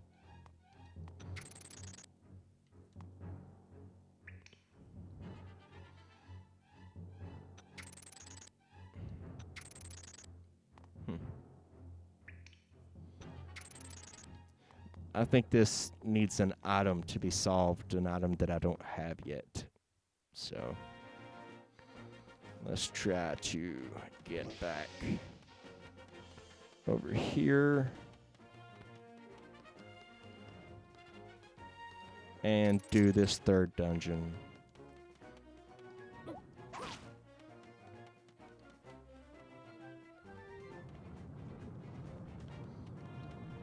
This was literally the point of today's stream, and we are almost 2 hours in, and I am just now going inside. Mostly because I didn't know this was registered as a quick travel point. Let's see. Items, hammer.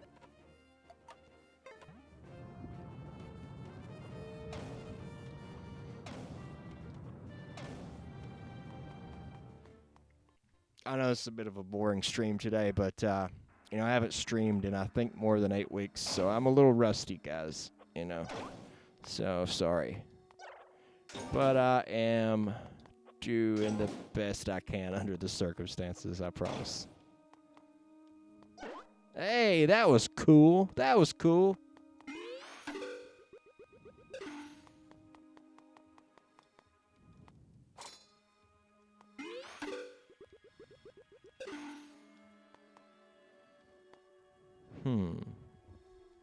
What is the point of this?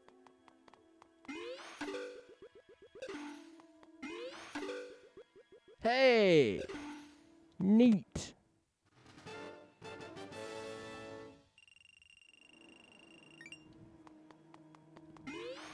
That was neat.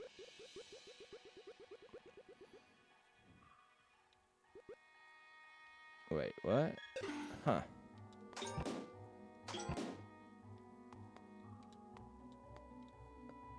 I wonder if I can.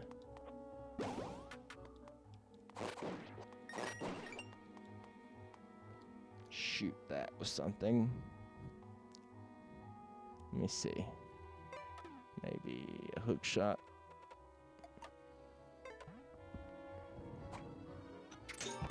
Ha! Aw. Thought I figured something out there.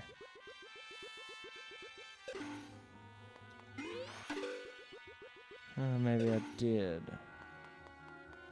I've already been over here.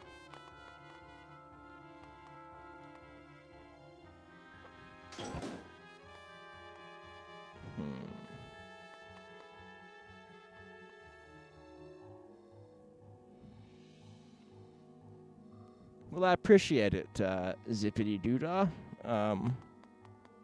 I really do love streaming. You know, I don't get to do it as often as I want because I'm always afraid.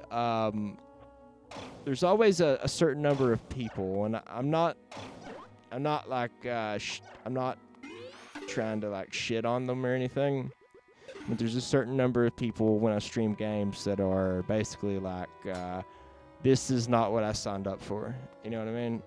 And so, not today, but sometimes when I stream, I get a couple of people that unsubscribe. And it kind of worries me a little, you know. But I can't really blame them because, in fact, it is not what they signed up for. They signed up for, like, philosophy and comic books and whatnot, you know. That was stupid. Just walk off the edge, Jay. So I get that. And I get that we need to do more, like, comics and philosophy streams. And I get that we need to move the gaming streams to a different channel. Like, I get that.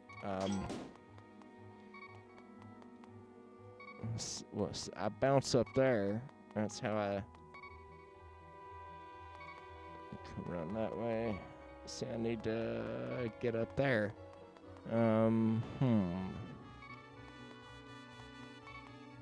Hook shot, maybe? But the reason why I haven't done that yet is because we need more watch time for this channel. You know what I mean? So... Nope. That didn't work. It's a good idea, though.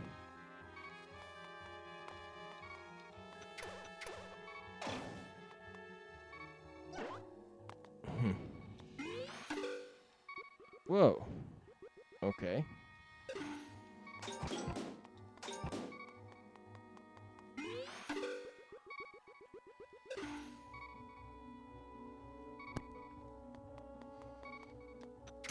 But when I released the Beyond Oasis video on the channel, I was kind of hoping that people would get used to the idea of me occasionally talking about games, you know?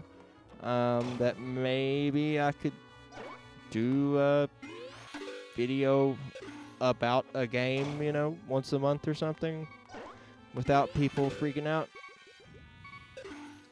And maybe I can. We'll see in the future. That video, it didn't underperform, you know. Didn't really go gangbusters either, but, you know, can't win them all.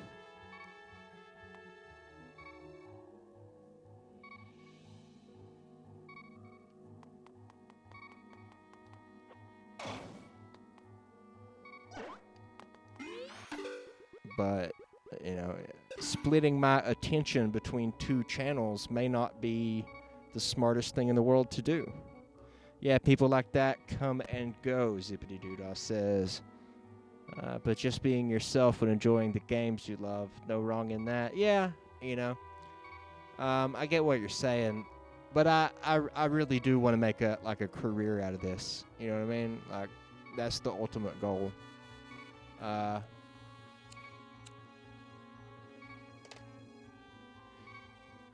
getting ready to do a video, like, really pushing the Patreon and see if we can, you know. Whoa, okay. I told you every time I get stuck, the answer is use the one mechanic that the game is known for. That's always the answer. Whoa, that was cool. That was cool.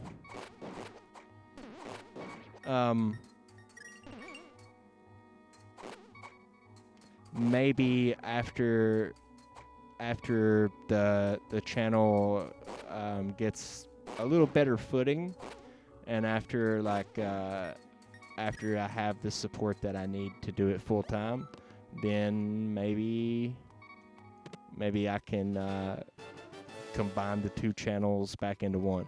You know, after it doesn't matter so much anymore what the statistics look like, because that's the ultimate goal, right? Build up Patreon support so that you don't have to worry about ads and views, and you can just make content. You know, once I get there. Well, welcome back. I'm glad that you chose to come back. I appreciate you.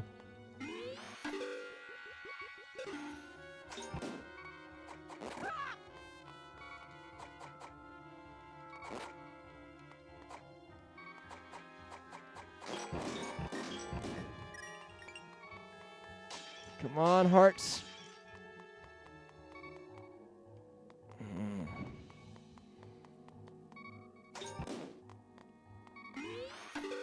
Let's see. Gotta get up there. I need to... Oh, I know what to do.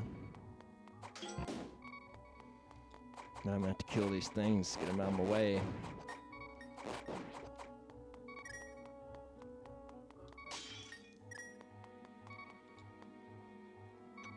Haha.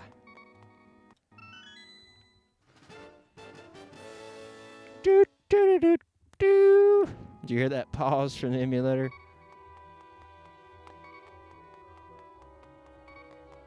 This game is so much fun.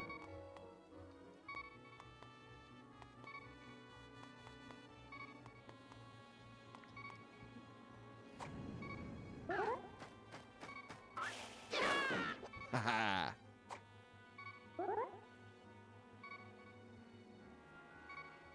Come on. Oh, yeah. Oh. Haha. Yep.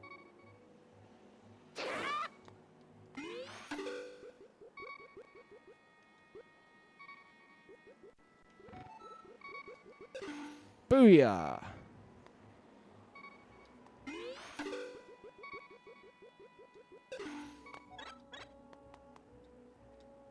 Okay, this goes all the way around. I get it. Okay, that's cool. Well, 2 hearts was worth it. At least in this one playthrough. Because I was getting sick of hearing that beeping. The cool thing about live streams is that you can take the average viewer count. Like this time, there's either been... this has been a small stream because nobody knows I'm streaming again. I usually do a little better than this, but like usually... not usually, every time, you can take the average. So let's say if it's been between 5 and 3, let's say the average is 4.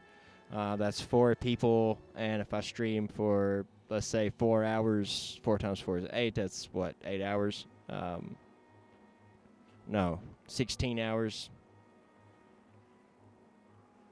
Yeah, 16 hours of watch time, just like that. You know what I mean? So... you got a 5-minute video, imagine how many views it takes. I mean, you could do the math and find out. But it takes a lot more views to get 16 hours of watch time. They want 4,000 hours of watch time before they can turn the ads back on. Now, granted, I didn't make a lot of money from ads anyway, but what really upset me was that they pay out every $100, and I was at $98 and change when they turn the ads off. That hurt. You know? Because now all that money's hypothetical, right? Until it gets turned back on. But had it kept going, I would have maxed out at about $120 a year. And yeah, that's not much, but it's something, you know. Add that to the $50 or $60 a month I get from Patreon, and hey, now we're actually getting started. The dastardly crows.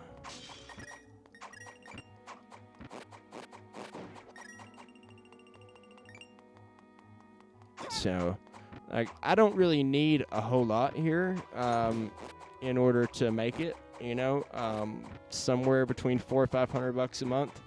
So that's actually, you know what I mean? Like if I get the ads back and you know, Patreon keeps going the way it's going, I'm either 1/4 or 1/5 of the way there already. You know, and that's really all I want. I don't have to be rich. I don't have to be wealthy. You know, I don't even have to be above the poverty line. I don't give a shit. As long as I can buy food, you know, feed my son. I just want to do what I love to do, you know.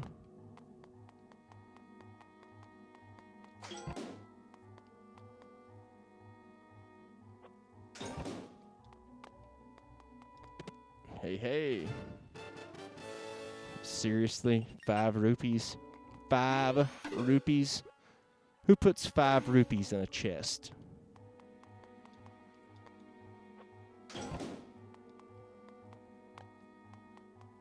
Oh, wait. I needed to, yeah, do this. There we go. Hey! It's the same thing except up another level. I like that. That's a great idea. Like for the 3D stuff. Whoa! Now that's dastardly.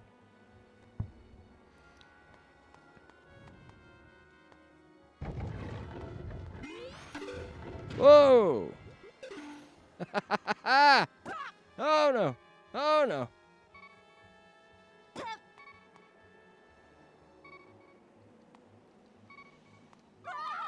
No! Yeah, right? And I had not, you're right, it is good to have a career that you love, and I had not found that before, right? I had found a career that I kind of liked, right? Like, I left school when I was 16, and I got a job, because we never had any money.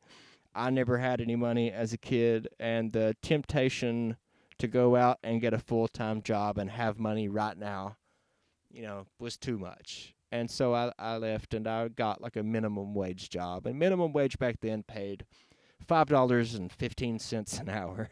If you can believe that. And initially I started working in like restaurants and stuff. Nothing wrong with that. But it doesn't pay very well. Pays more now than it did then because minimum wage has gone up. But I always really liked computers, and I got hired at this telemarketing place, and it paid well for the time. It was like, I think the highest I made there was $8.25 an hour, but $8.25 back then was sort of like 10 or 12 now, somewhere in that range. Maybe $11 an hour ish.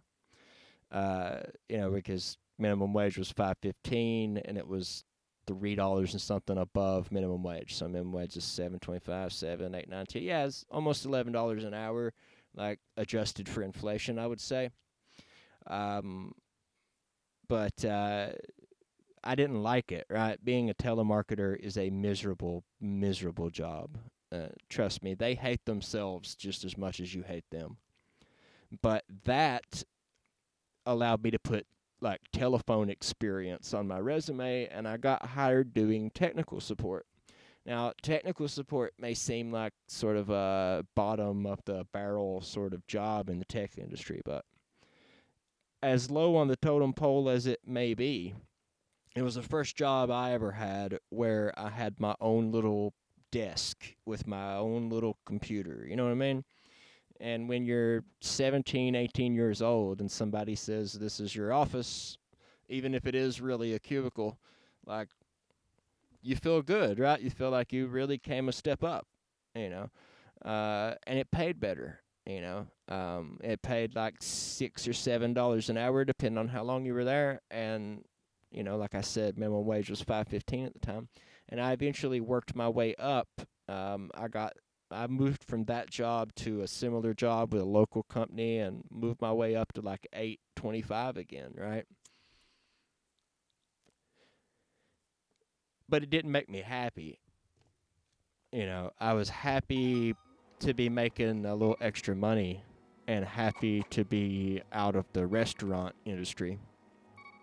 But it wasn't something I really enjoyed doing. I mean, my favorite part was when they would train you on new technology. I remember that when Windows XP first came out, we got to see it before it was released to the public. Like, I really enjoyed that because we spent like some time, I don't remember how much, not a lot, but some time learning to use Windows XP before anybody else could get it, which you could sign up for a program to test Microsoft's operating systems for them, and you could even back then, but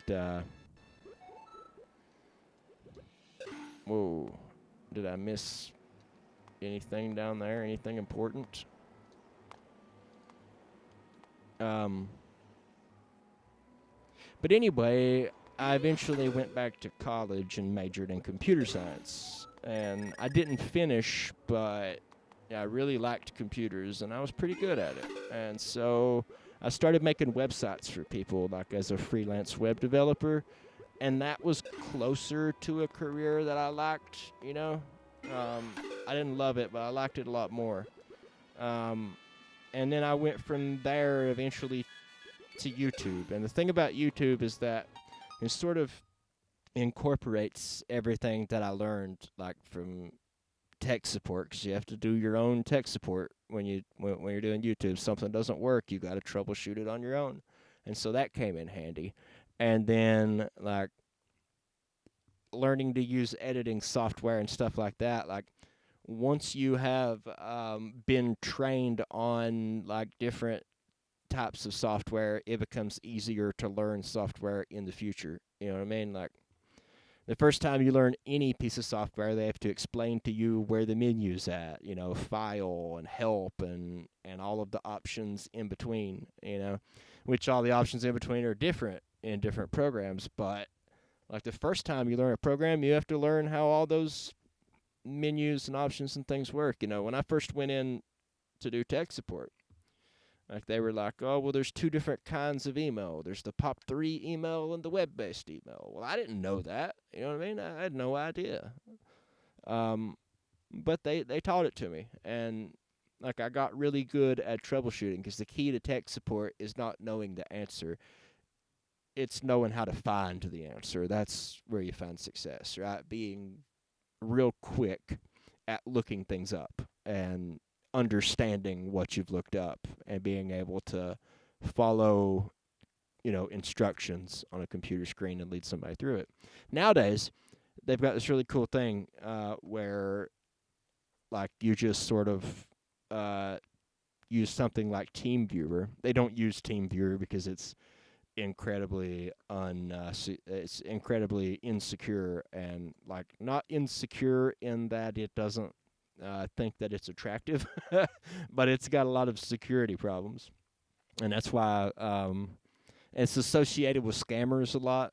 You know, so they don't. But what they'll do is each company will make their own version of that. So whereas back in my day, I would have to say, okay, look in the lower left-hand corner. Do you see a start menu? This is, you know, like in Windows XP, it's green and it says start. And you'd have to walk them through clicking on it, you know. And that was just the start, literally. And so now all you have to do is walk them as far as installing that program, and then you take over their computer remotely and just fix it yourself. So it's changed a lot. But I think that's really cool. But I think it prepared me for YouTube a lot, you know. And like my time as a web developer prepared me for it too.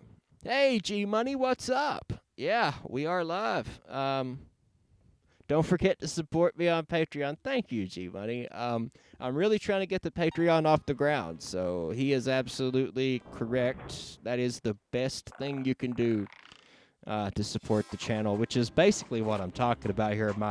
My path to becoming a YouTuber and wanting to do that as a career, you know. But in a lot of ways, it just happened to be a combination of everything that I'd done in the past, from the tech support to the building your own website to how affiliate programs work to the advertising. Like, I had a job for a year and a half when I was doing web development, where my job was to, like, first you build a landing page, then you create an ad for that landing page, and then you run the ad for the, you know, for the client.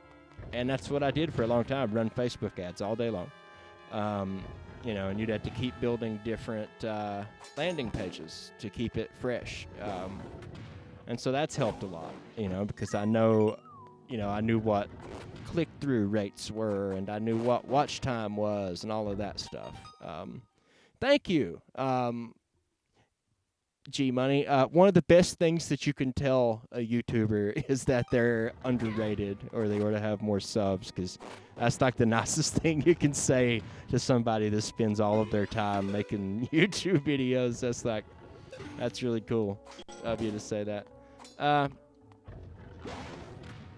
But yeah, I felt like I felt like all of my career work had led me on a path straight toward being able to do YouTube. But more importantly, for the first time, I was doing something for money that I truly, really loved doing and enjoyed doing, you know? And, like, you can't put a price on that. Look, people will tell you, do what you love and you'll never work a day in your life, but I don't find that to be true. Like, work is still work. And, you know what I mean? Like, when I go to make a video, I don't just make whatever's the most fun for me. I make what I think will perform well, or what I think people want to see, or mostly what the people on Patreon requested of me lately. I've done one and I'm working on another, and there'll be more. Even if you only give $1, I will still do at least one video that you request. But I just love it. You know, it's the creative process and the writing and the editing and the acting stupid. It's all a lot of fun. You know, it's right up my alley. It really is. Because I've always been that class clown guy that doesn't shut up and is always trying to make everybody laugh, or always talking too much. That's always been me, you know.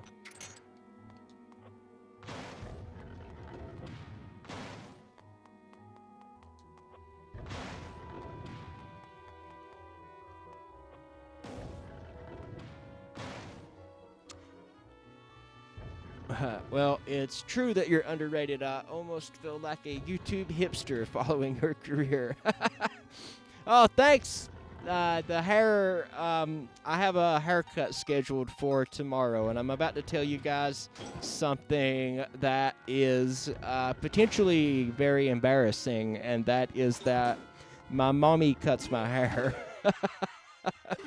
But in my defense, my mom went to beauty school to cut hair, so, you know what I mean? It's not as bad as it sounds.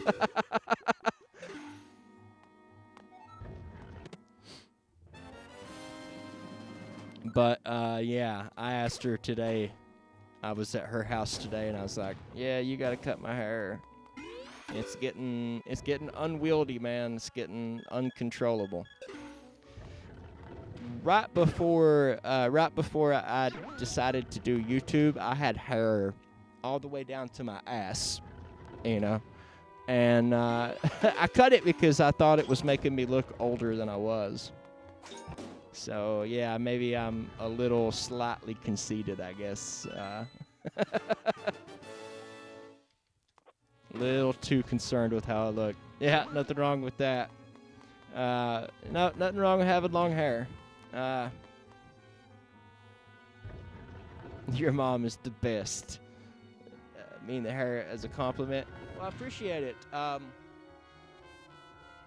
Yeah, she's pretty cool. She's pretty cool. My little niece was up there today.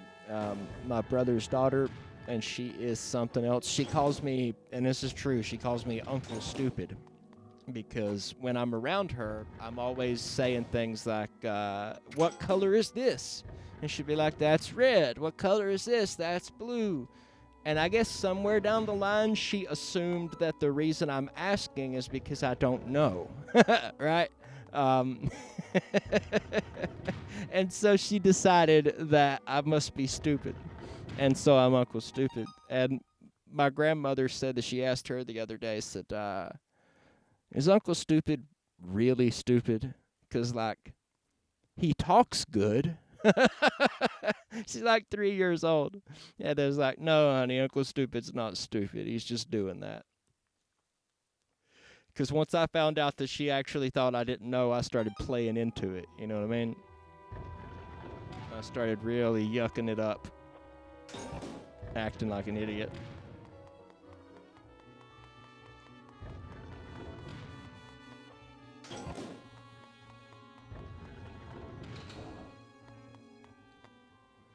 wonder how tall this tower is.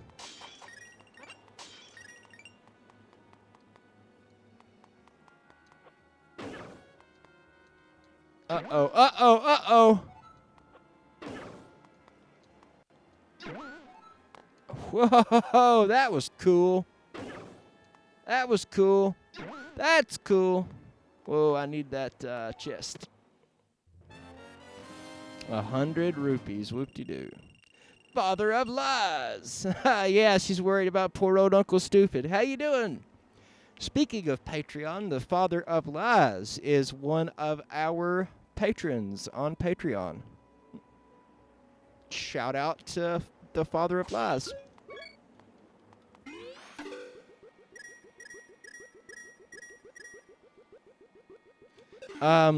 Father of Lies, is it you that is the person that requested the next video, or was that working person? Are you the one that requested the Martian Manhunter video? I get you two crossed sometimes because you're both, you're the only two that have the purple name in the Discord.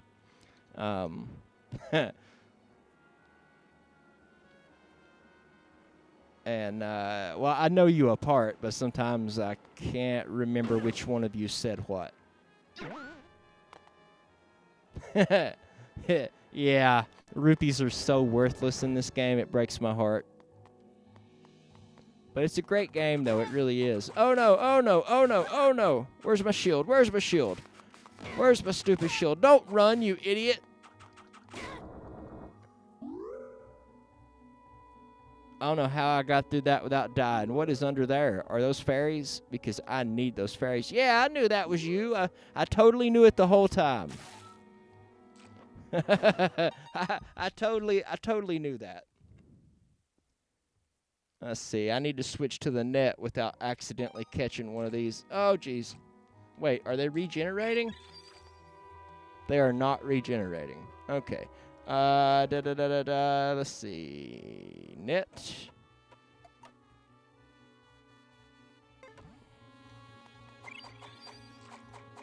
No, I wasted one. Get in my bottle! Alright, how many do I have here? Well, see, that's the thing, G-Money. They will not let you use Super Chat unless you qualify for ads. So when they took away the ads, they also took away the Super Chat. So the only way that I can get the financial help is if people like either go to Patreon at patreon.com/fancyteeth, or like you could buy one of the t-shirts, or you could shop using my Amazon links. But I mean, the best way to do it is Patreon because I get to keep all of that, minus like 3 to 5% fee. But like a t-shirt, like it's like $18 plus shipping. I get $6 or $7, and then Amazon is least of all. I think somebody clicked through one of my links and bought a comic book, and I think I got 63 cents for that. Now, I get more if they sign up for like Audible, or if they use my link to sign up. If they sign up for a free trial through Audible or Amazon Prime or something like that, I get like $3 to $5 per sign up, which is cool because the person that's actually signing up doesn't actually have to buy anything, right? You can sign up and get 2 free audiobooks and then cancel if you want, and I get $3. So that's pretty cool, right? Or same thing with Prime. You sign up, you get a month of Prime for free. I get, I think, $5 maybe. I'd have to check and see. Those are cool, but as always, the best way to support is like the direct Patreon thing. The sad part about Super Chat is that the day before they took it away, or a day or two before they took it away, I made more in one day through Super Chat than I make in a month through ads. So if I make $10 or $11 a month, and that's what I used to make, $10 or $11 a month in ads, I made like 16 in one stream through Super Chats. And so when they took away the ads, I was like, well, that's fine. You know, take away the ads if it helps to prevent the end of YouTube. And then I found out that the super chat was also taken away for no reason. And it really made me mad, you know. But them's the breaks, you know. Patreon.com/fancyteeth. I'm so shameless. I love it.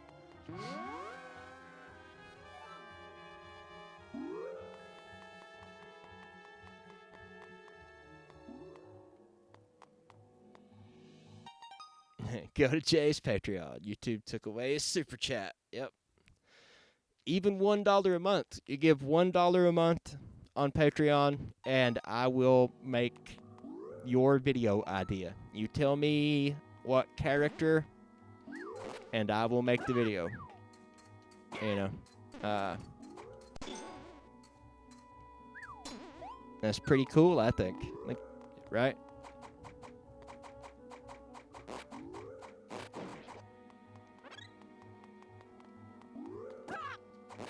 Yeah, Google and YouTube are not exactly on my friends list right now.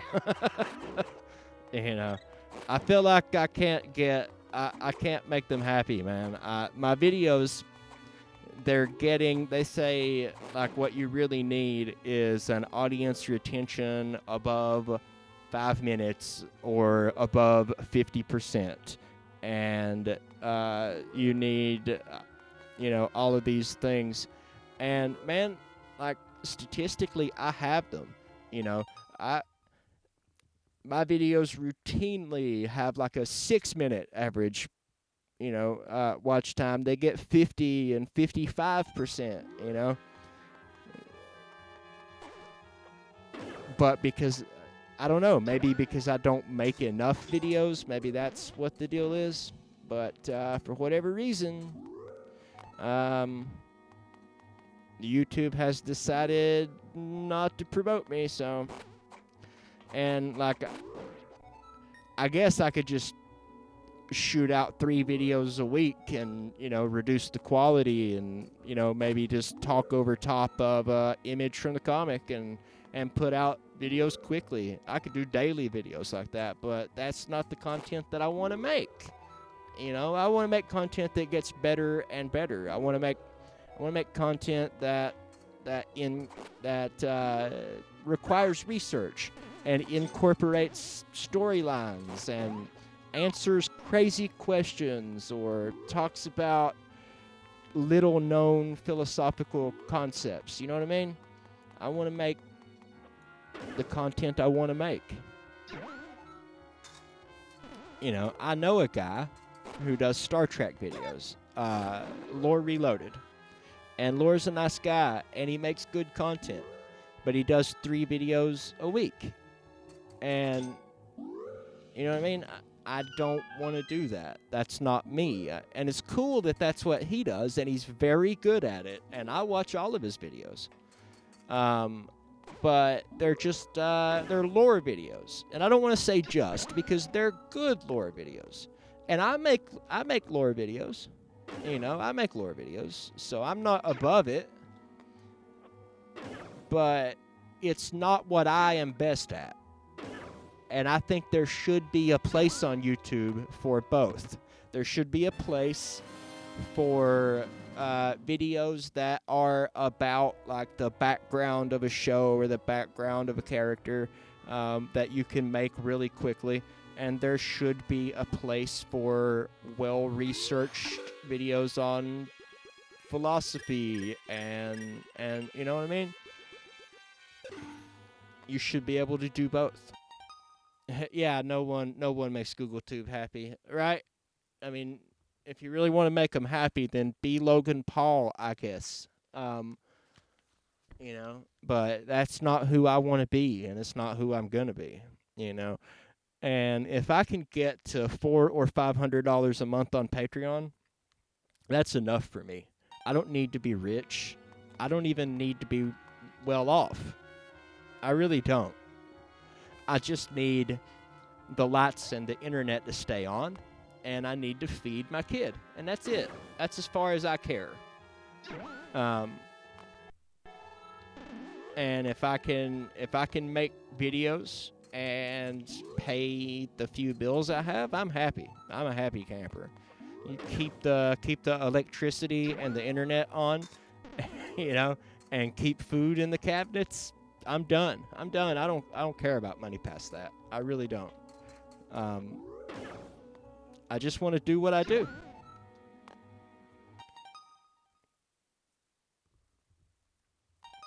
I appreciate you guys letting me talk about it, you know, because it's hard to talk about stuff like this and not come off as self-serving, because in a way it is self-serving, right? I mean, it is what it is.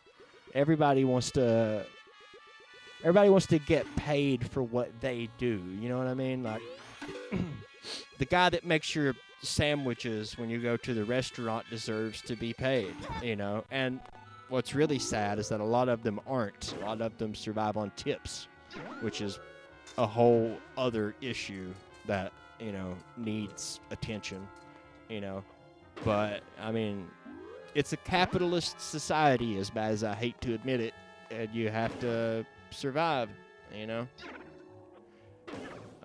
And I'm not saying that capitalism is evil. I'm not going that far. But from a political standpoint, I would not mind seeing a situation where some of the more sharp edges of capitalism are dulled by some social programs. I think it would be, you know, and I know we have some. Trust me, I've spent my whole life, you know, depending upon them for survival. Because my family, when I was growing up, was poor. Very, very, very poor. And, but that's cool too, you know? Like, I don't even really know what else to say about it, except that I'm just a guy that, wants to have a career. You are the best. Thank you. You're too kind. I wouldn't bring this up unless you deserve it. Start a pro wrestling channel. You know what's really cool is that my brother loves pro wrestling. And I used to love pro wrestling too. I really did. But around the time that Vince McMahon bought WCW, exactly, comrade.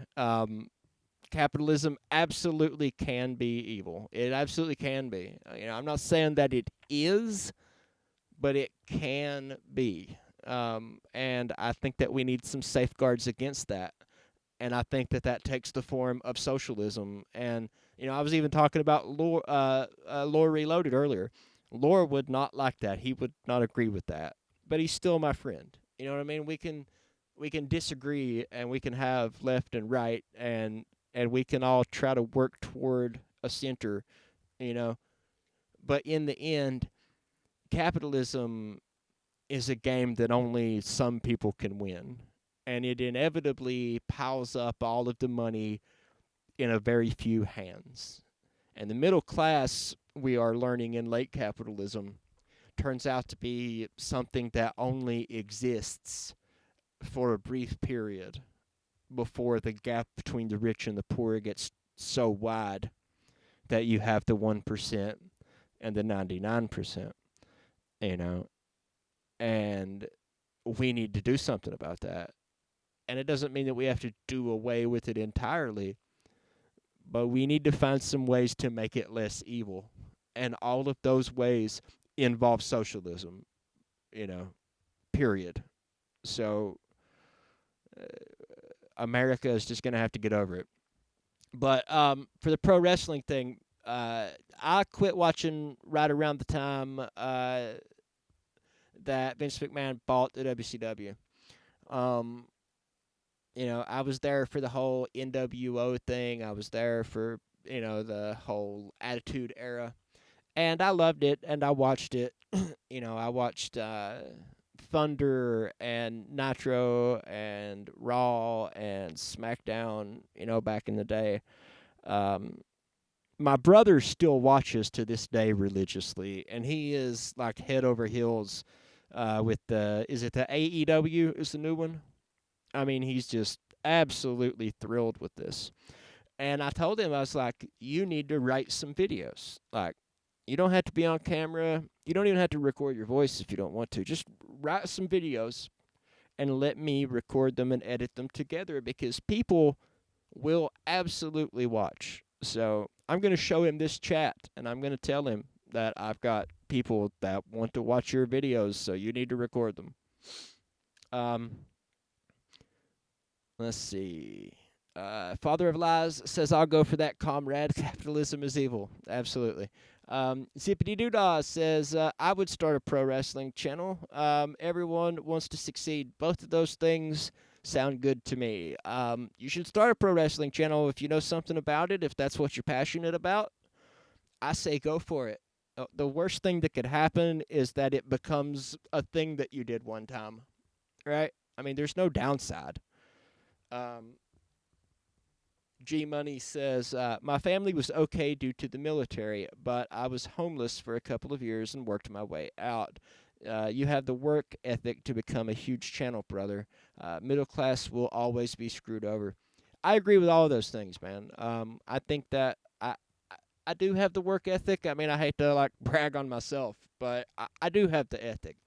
It just comes down to two things that really keep me, because what YouTube wants right now is frequent uploads, and all of my statistics are within range to be successful, because I've had people that are Google certified, right? People like Tim Schmoyer, for example, people that have been taught by Google how to be good at YouTube. Basically been taught by YouTube how to be good at YouTube.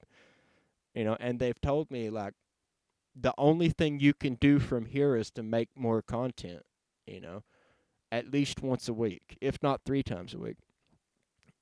But I just don't want to do that because, well, for number one, I don't know if I can, because I keep having to put the YouTube channel on hold to go do things to make money, because I don't have a job right now. I'm trying to do this. But every now and then when the bills pile up, I have to go find somebody to work for. Like Lore Reloaded that I mentioned earlier, he let me edit for him for a few weeks to make money, right? Once. Benny from Comicstorian, he paid me to make some videos for him. And that was great. Like, I should have kept doing that, because that was success, really. But that's a long story. Sort of life got in the way, and there was multiple reasons. But more or less, I didn't really quit so much as I got so sidetracked on other things and went so long without making a video for him that I didn't really know how to approach him about coming back, right? Like, I didn't, oh, hey, I've been gone for 8 weeks, but I got a new video.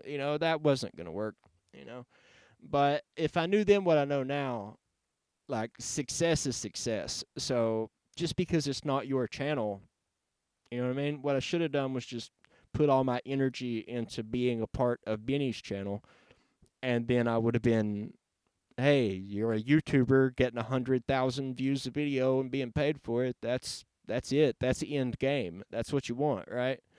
But at the time, all I could think about was like, oh God, now I'll never get a video done for my channel. You know what I mean? And so I tried to do both, and in doing both, I ended up doing neither, because there's also the matter of me having to go find websites to build, or even going out and getting people to pay me to cut their grass. Whatever I can do to pay the bills so I can keep doing YouTube. And it makes it to where it's difficult to put out things on a regular schedule. And then on top of that, the type of videos that I want to make, they take time. You have to research them, right? You have to maybe read a book, or look things up and read about them, and download assets, and edit animations one keyframe at a time, and I could keep going, and those are all things that I would have to do away with to do 3 videos a week, G Money says, Star Trek was a socialist society. Amen, brother. every pro wrestling fan is crazy over AEW and New Japan. Well, from what I've seen, Wesley showed me some of their last pay-per-view, and he was talking about how it got started, how somebody said to who is it that got AEW started? Was it one of the Rhodes boys? Or I'm not really sure who it was. But Wesley said that like it was a bet on Twitter, like, oh, they couldn't fill up a stadium, they couldn't sell X number of tickets, and dude was like, you give me 3 months to promote it, and I'll take that bet. And boom, So I think that's a great story, and they really put on a good show. I had a problem with they had this, and keep in mind that I don't know a lot about wrestling anymore, but I did see some of it. And there was was it a 50-man battle royal, I think, that they did? They, instead of bringing the guys in one at a time like they do for, say, yeah, Cody Rhodes, son of Dusty and brother of Goldust. Okay, yeah, I thought that's who it was. But what they did was they brought them in groups. So they took a deck of cards and they dealt 52 cards to 52 people, and then they called in, I think, suits, right? All the hearts came in. And then a quarter of the way in, and then like a quarter of the way in, they bring in like the spades, for example. And then in the end, the one guy, the 53rd guy, I think, got the Joker card, and he got to be the last one to come in. The problem with doing that is that the ring fills up too quickly. And what you got was a lot of people on the periphery of the ring, on the outside of the ring, just sort of laying around looking like they were knocked out, you know what I mean? Like, because there's too many people in the ring. So, you know what I mean? People would get knocked out and just sort of rolled over to the side of the ring, and now you've got all these people along the side of the ring that are just sort of laying around looking like, oh, and I just thought it was, like, really unrealistic because, you know what I mean? I thought it would have been better if they, like, called the people in one at a time like they do in the Royal Rumble. But you try new things, That's a small complaint because it was a really good show. And I didn't see the whole thing because I don't watch a lot of wrestling. But over the budget battle royal, Wesley, my brother, showed me like the highlights. Like, oh, here are the parts that I enjoyed, and I thought it seemed like a really good show. G Money says if you build a base like Matthew Santora, Rob Dyke, etc., you can still have a YouTube check. Yeah, I'm gonna have to find a way to make it work. I'm going to have to put out more content, and I'm going to have to compromise. You know what I mean? Maybe instead of doing 3 a week, I can do 1 a week or 2 a week. But I'm going to have to find the time to do it, and I'm going to have to make a compromise between spending 2 weeks to really put out a video that I'm proud of and putting out content on a regular basis. I've got to find a middle ground. Because I don't even think that it's so much about putting out a lot of content. I think what they want is consistency, right? So you pick a day, Tuesday. I always put out a video on Tuesday. That's what I need to do. I'm not saying that I always do that because I don't. This week's Tuesday video came out, well, what's today? Friday. This Tuesday video came out on Thursday. You know what I mean? I'm really bad at that because if it's Tuesday and it's time to upload the video, and I think an extra 2 days will allow me to add what I want to add, you know what I mean? I just postpone it. I got to stop doing that, right?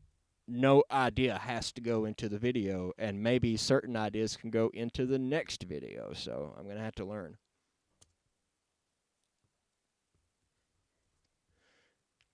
But I'm going to make it one way or the other. I'm going to be a YouTuber, and that's just how it is. It's going to happen. It's just going to happen. Oh, God, I hate this guy. I was fighting this same guy in the A Link to the Past game. And boy, did I suck, I want to make an excuse and say that I was using the wrong controller for the Super Nintendo, and it's true, I was. But I mean, boy, did I really suck. You guys can go back. It's in one of the. I've got 3 linked to the past videos where I did the first 3 pendants. And boy, oh boy, I spent like 45 minutes getting knocked off of this stupid platform. So I hope that I've gotten better since then. List videos. Yeah, I used to make list videos. It's a really, really easy way to like organize a list. And I like them. I enjoy them. And it seems to be the normal thing for keeping up with Google's demands. You are absolutely right. Yeah, the Battle Royal match was intended to be a free match and not as part of the pay-per-view. I know. But it was kind of part of the pay-per-view, right? I mean, it was free, but it was in the same building with the same staff, you know what I mean, on the same night. WWE and WCW like to do that too, right? The pre-shows, stuff like that. It's a good idea. I kept getting knocked off, you know. I kept getting knocked off. That's my main beef with emulation is that it never seems like I have the best controller for the job. You know what I mean? Like, it always seems like the controller I'm using could be better. In particular, on that day, I was using a controller that only had 4 inputs, like up, down, left, and right. And so in order to register like 8 inputs, you had to be pressing, like if you wanted to go diagonally to the left, you had to be pressing left and up at the same time. And I felt like it didn't really register like it was supposed to, you know. But you can see now I've got a PlayStation 4 controller with like dual analog sticks. And boy, has that ever made all the difference.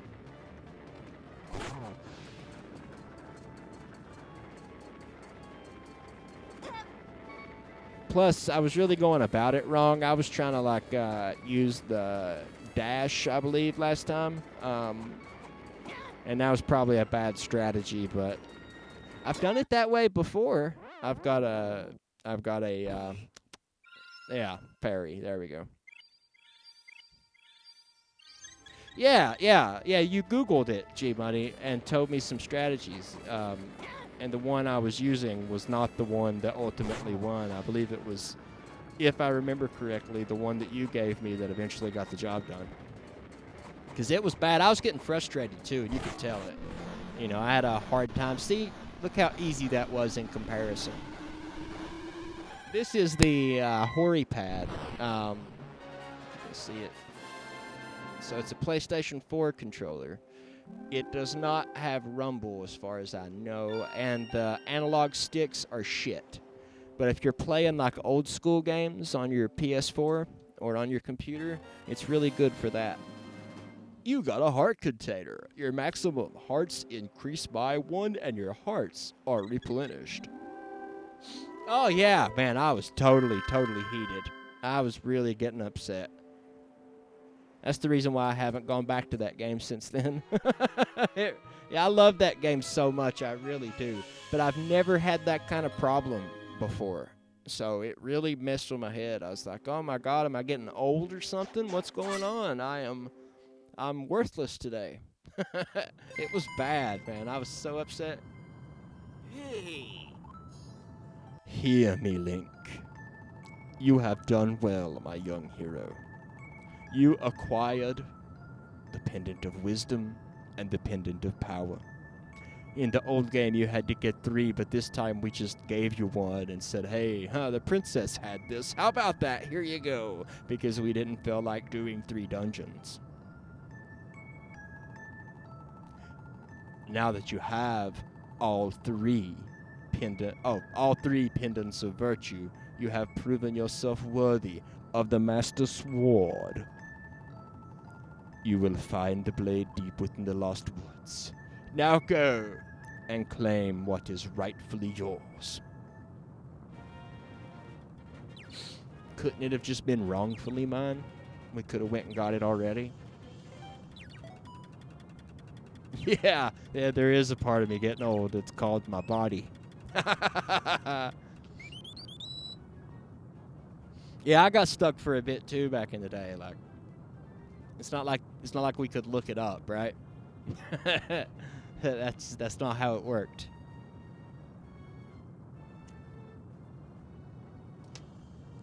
I remember playing the original Zelda for NES when it was new, you know, and boy, I mean, you spent most of your time in that game stuck. That's what you did.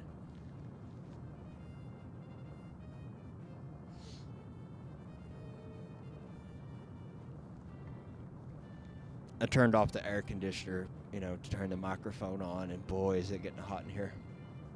It's getting hot in here. You've been playing for a while. Why not take a break, guy? We sell games, but we don't want you to play them. Lord have mercy, we'll have to make another one. Ha! That was sweet.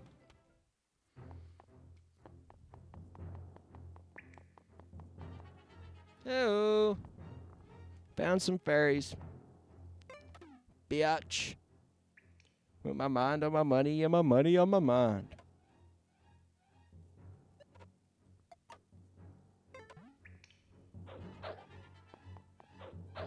Link's got his mind on his rupees and his rupees on his mind.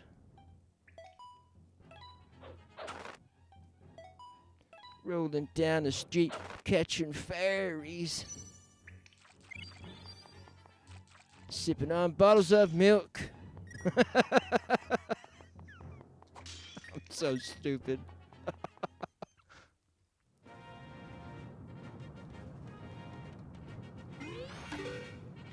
Ooh, I'm stuck to a volcano. Look at me now, Mom.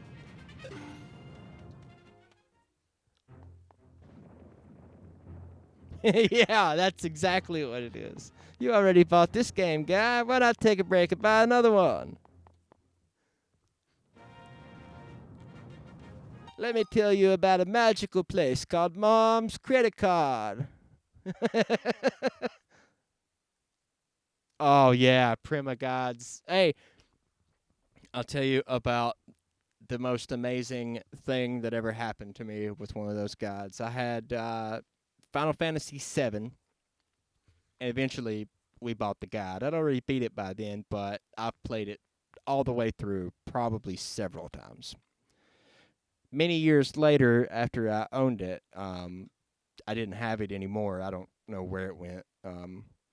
But as an adult, I go out and I buy a PlayStation 1. This is in like the PlayStation 2 era. I buy a PlayStation 1, Final Fantasy VII, and the guide.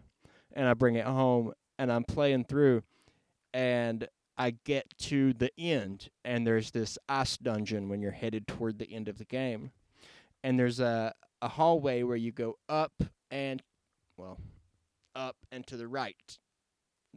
The damn thing's backwards, stupid camera. And at the time, you had, I think, 2 ribbons.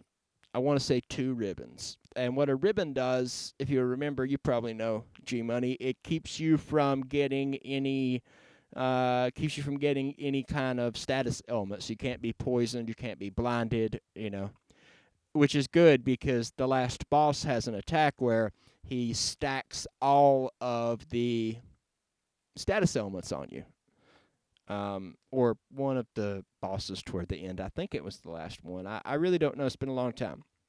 But I would always have 2 ribbons when I got there, so I had to take my weakest character or my most useless character at any given moment.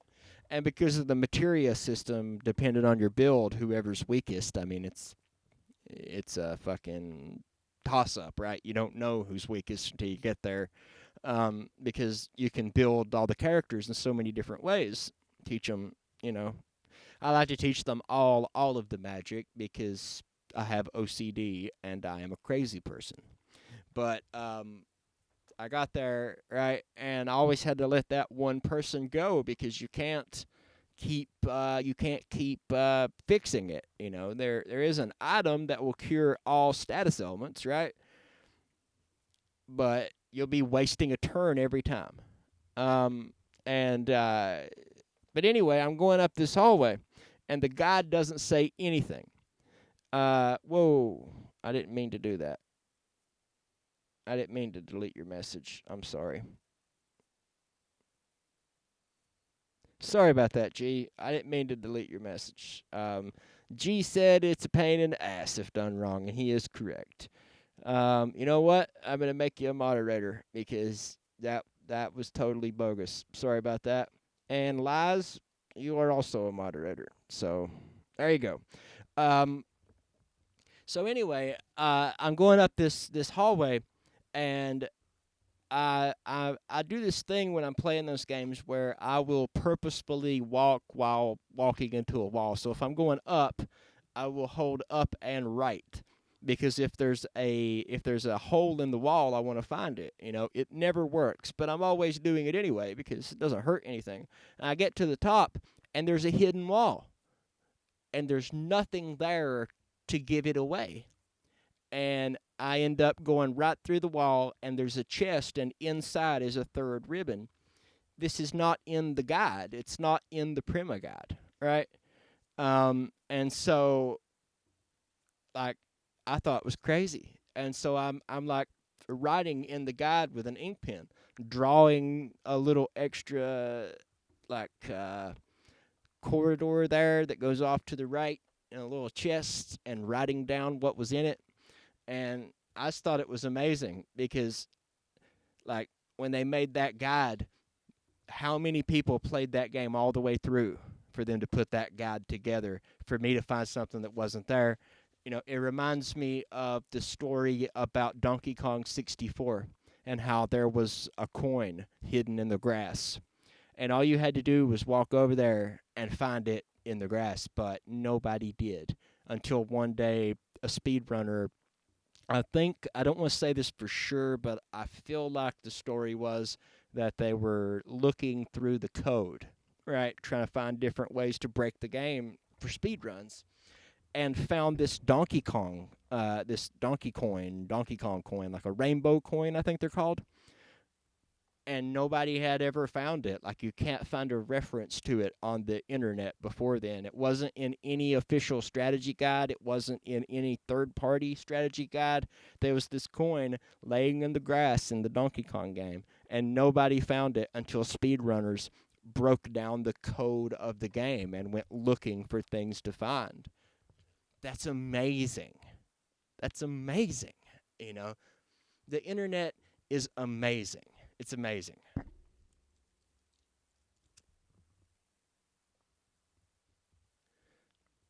You know, and I remembered what that felt like, to the point to where I was watching the video, and it was Harris Bomber Guy, H Bomber Guy, and he was talking about speedrunning. I was avoiding that video because it says why speedrunning is awesome, but the thumbnail is a picture of him putting on some running shoes. So call me crazy, I thought it was a video about actually running, you know? And so YouTube keeps showing me this video. You'd like this video. You'd like this video. I'm like, come on now, YouTube. I'm not going to watch a video about running. I don't even like to walk, you know? But eventually, I gave in, and I clicked on it, and it was about speedrunning video games, which I should have known because H Bomber Guy talks about games, not running. Yes, he is awesome. Very, very awesome. So is Philosophy Tube, and so is ContraPoints. I love all those channels because I'm a damn commie. But, like, it reminded me of that, so much so that I wrote a whole paragraph in the comments section about finding that ribbon in Final Fantasy VII and what that felt like, because I related to that story so much. You know, playing a game for the 5 millionth time and finding something that not only you didn't know was there, but that nobody knew was there. It's amazing, you know. Thank you, G-Money. Let's see. Let's go to my house. I should have went to Kakariko Village because that is the closest place to. Because we're going to get the Master Sword, right?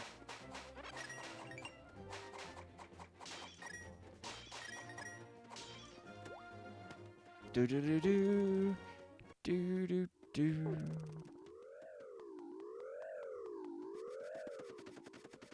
Ha! That's my jam right there. Look at him go. Hey! I found one.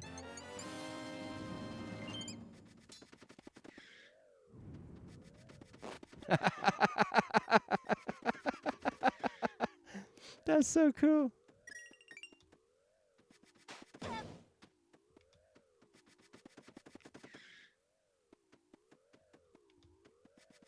There we go.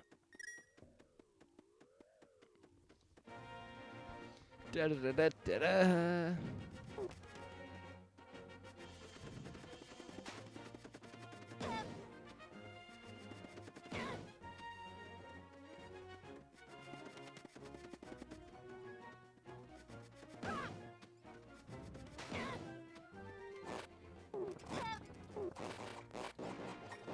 Yeah.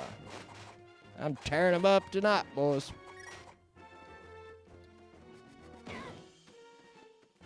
Woo, by God. I'm a sword flying, limousine riding, jet plane flying Link.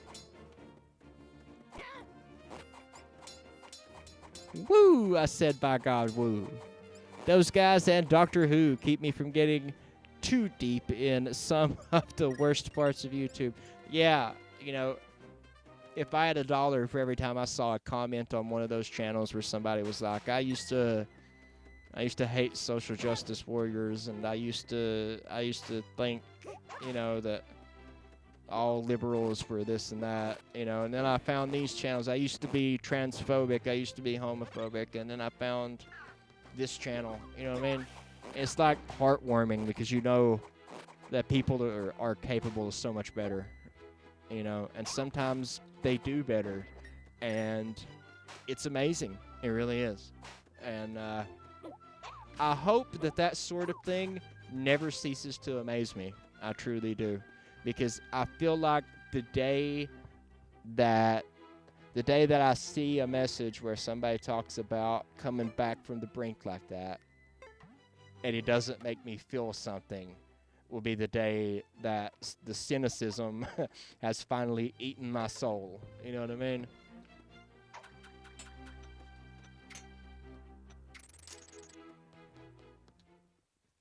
Oh no, this is the stupid gossip guy.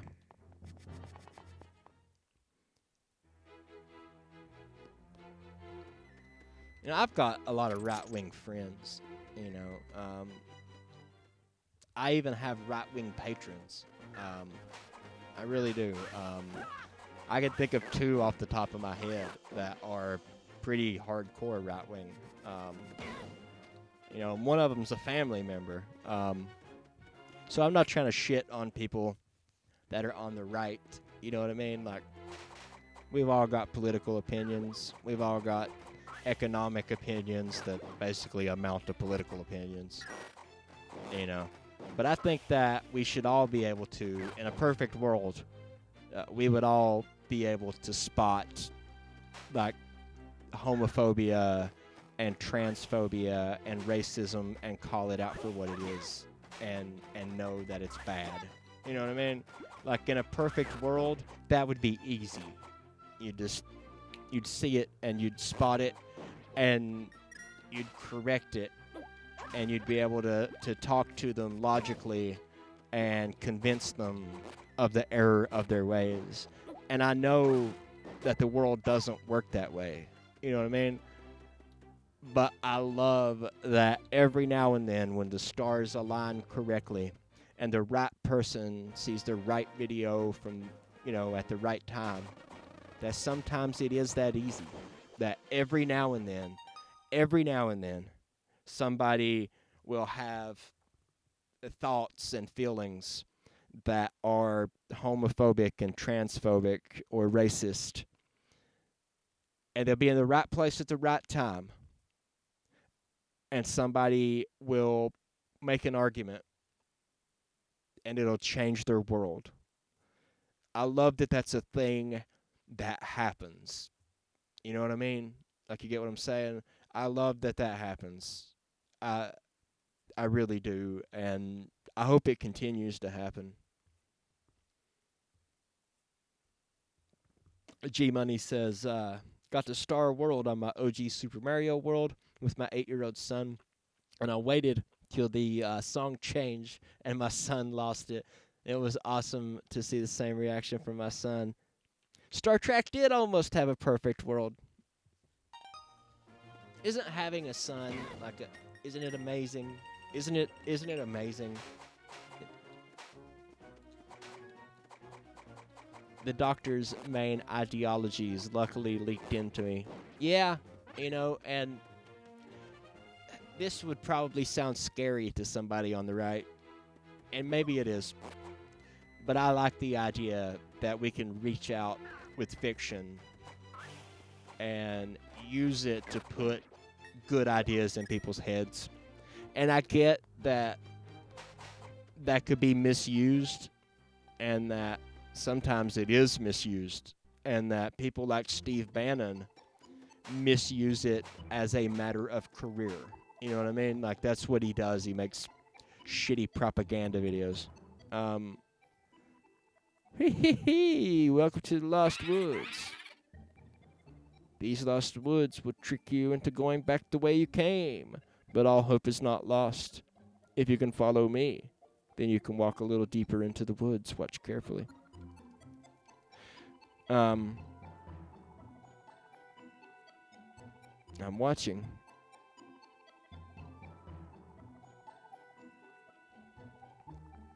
Oh God, I have no idea which way he went. I have no idea which way he went.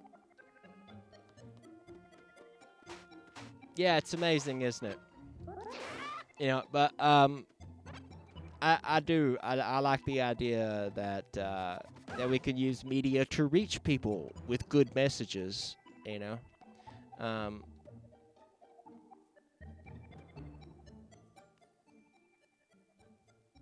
I just hope that we get better as a society at using it to send the right message to the right people. And I know that that's not as simple as I'm making it sound. I know it's a huge, complicated issue.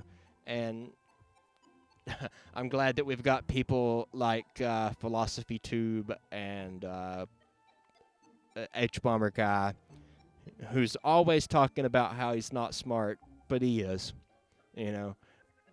And ContraPoints to do that, because I don't know if I can handle that kind of responsibility, Well done. That was fun, but now we're going to mislead you. Buddy, I took a wild guess. How you going to mislead me now? Okay, I'm looking at these two at the top. So don't follow the two of us, or you'll wind up back at the start. Okay, so... Yeah, Lindsay Ellis is another one who has a lot of great ideas.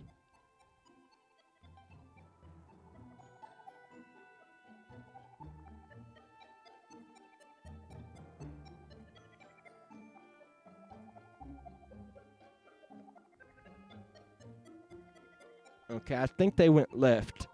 So I'm going to go up because he said don't go.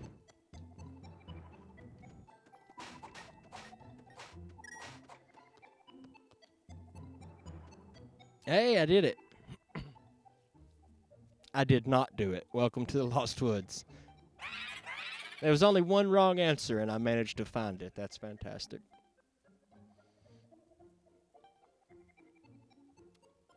Man, can I just go like up, left? What was the secret to the first one? All right, I'm following you. I think I'm following you. I hope I'm following you. I think you went to the right.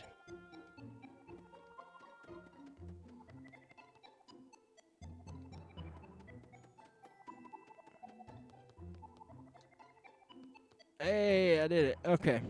Back to this one. Okay, the two at the top. Now we're going to mislead you. The two of us will bounce around. So don't follow the two of us, or you'll wind up back at the start. Okay. So the two that are bouncing, I'm following one of them. I'm following one of them. Following him, I hope, I think. I think he went up. Okay, they went two different directions, right? So it's two of them are bad and one of them is good. I saw one of them go up. I didn't see the other one. So left and down. One is right, one's wrong, 50-50. I'm going to try left. Oh, it was down. No, wait, there's less of them. Yeah, go down. Sorry, there's a delay. I totally would have went down. But, you know. The game gave me less of them. The game was like, oh my god, he's an idiot. Let's make it easier. That hurts my soul.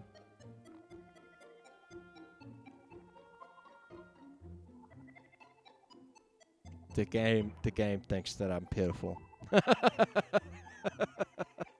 He went up, right?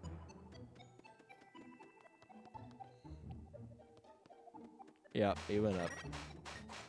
See, the first one's easy. I don't know why it made it easier.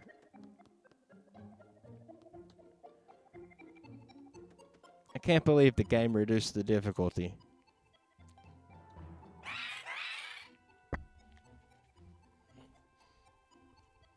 That really sucks. This game just called me stupid. Don't follow those two. All right. This time, wait for the chat to chime in, Jay.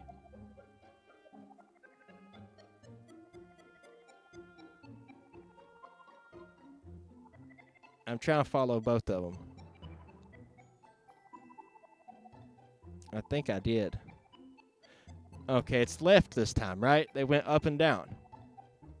I'm going to wait for an answer. Natalie gave me the push to... Gideon says, Natalie gave me the push I needed to finally accept that I was gay. Congratulations. That's fantastic.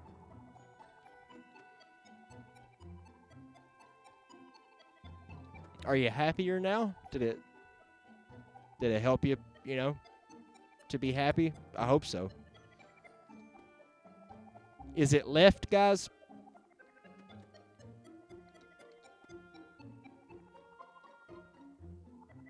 I'm going to try left. Like no idea you lost him. I think I got it this time. Yep. Cuz very well done. All right. Sweet, sweet, sweet. Here we go. You know, Gideon, I know that sometimes that can be rough because, like, family members, you know, some of them don't understand and they don't want to support you. But we got your back, man, you know? And I hope I hope that I'm wrong. I hope that your whole family accepts you, you know? But just know that we accept you for who you are.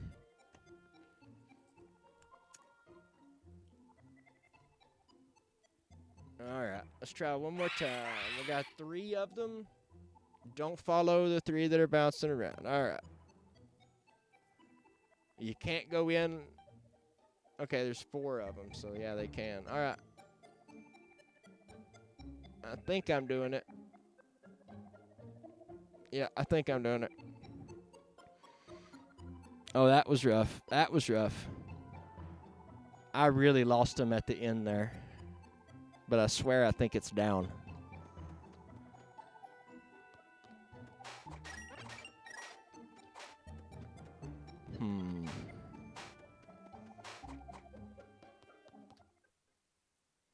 I did it!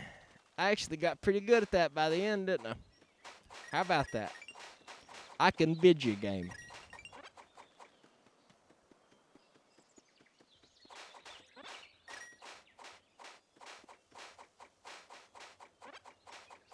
I get the Master Sword. Oh, no, wait. Before I get the Master Sword, just let me cut all the grass in the middle of the forest, please. Thank you. Yeah, Father of Lies knew it was down. I didn't even wait. Oh, I thought maybe I could read that. Boy, I would have felt stupid if I didn't wait and then I picked the wrong one, wouldn't I? I got the 3 Christmas tree ornaments. Yay!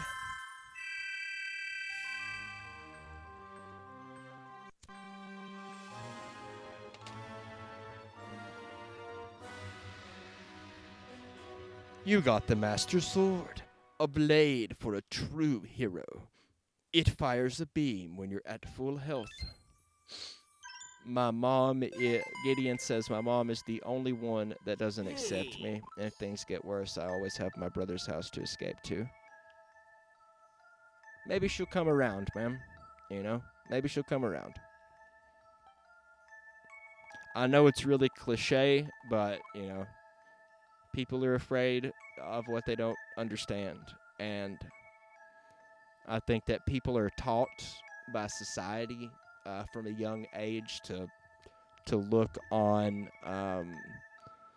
homosexuality and trans people with like this little sort of what Philosophy Tube calls like a spore of disgust, right? And even some people that think they're really liberal, you know, will say things like, I don't care what anybody does as long as they don't do it around me. And it's like he said, they've trimmed away the fungus of their bigotry, but they're holding on to that little spore.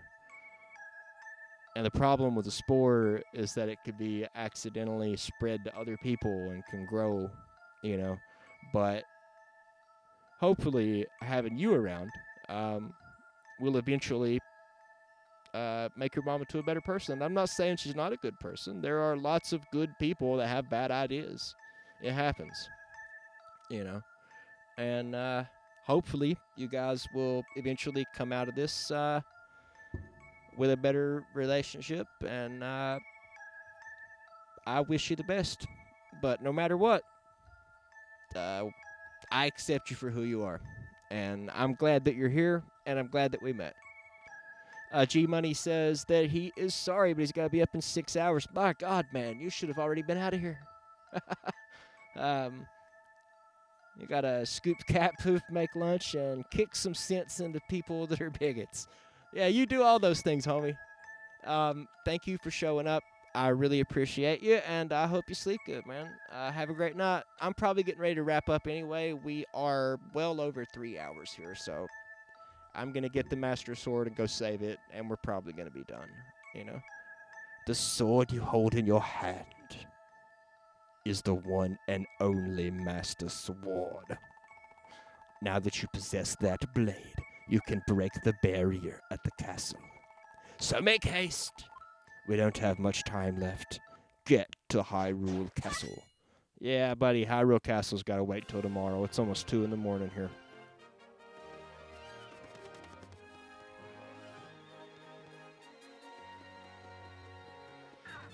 I want you guys to know that I appreciate all of you. You know, Dad passed away, and I had a really hard time, and I didn't want to be live on the internet while I was dealing with all of that. And the internet sort of punishes you for stuff like that. Like, not the internet, but YouTube specifically punishes you for shit like that. That's the reason why we only have 5 viewers tonight when normally we would have, you know, more than that. And so it's the people like you guys that show up no matter what that keep that stuff from destroying a channel, right? So I appreciate it, and I love you guys too. I really do. I really appreciate you, and I thank you, because without people like you, guys, this channel wouldn't be here, because the first time that I had to be away for 6 weeks, YouTube would just mark me off the list. But it can't, because no matter how long I stay gone, you guys always come back. you know, and I appreciate that. Thank you. And, you know, good night, G. I'm just going to go back to... Why'd I go to the Tower of Hera? It doesn't matter. I'm sure there's a save point there. I'm just going to save it, and I'm going to bed, too. It's almost 2 in the morning here, and I have talked so much tonight that I'm about to lose my voice. But this has been a great live stream, and, you know, maybe it got a little mushy, and maybe it got a little, you know, I don't know. But it's what I needed, you know. It's my first stream back since Dad died. And I'm going to be honest, Dad and I didn't really have a good relationship. And I pooped today, too. And at my age, that's pretty amazing. So congratulations to me and G. We both pooped. And that's actually... You'd be surprised when you're going on 40 how hard that is to accomplish. No, seriously. This was the sort of thing I needed. You know, to come back to a live stream and know that I still had such hardcore support. Yeah, I need to hydrate. And fiber. I need more fiber. I think we all need more fiber. Everybody needs more fiber. Yeah, he was kind of sucky, G. You know, but it didn't make it hurt any less. You know what I mean? He was an alcoholic, and he was kind of abusive, and I still miss him. I wouldn't answer the phone for him when he was alive, and that hurt. I mean, I'll laugh, but it's a nervous laugh. It's, you know what I mean? It's the kind of laugh you do when you don't want to just cry. Let me turn this music off so I can properly say goodbye to you guys. Whoop, oops. That wasn't what I meant to do. Bottom screen. Yeah, there we go.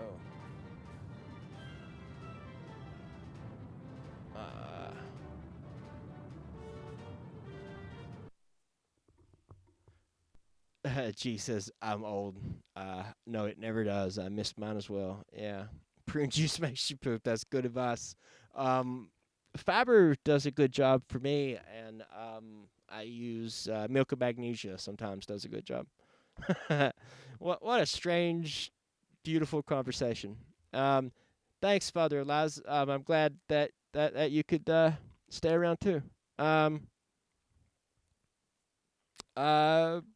Yeah, I could stick around for a little while if you want to. You know, G Money, you have my permission to go on to bed. But I tell you guys what, let's take a 3 to 5 minute bathroom break, and then we will go storm that castle because screw it. That's why. Good night, G Money, and I love all of you guys. Just for the record, you're all breathtaking. Whoa, that was Keanu Reeves. All right, good night, G.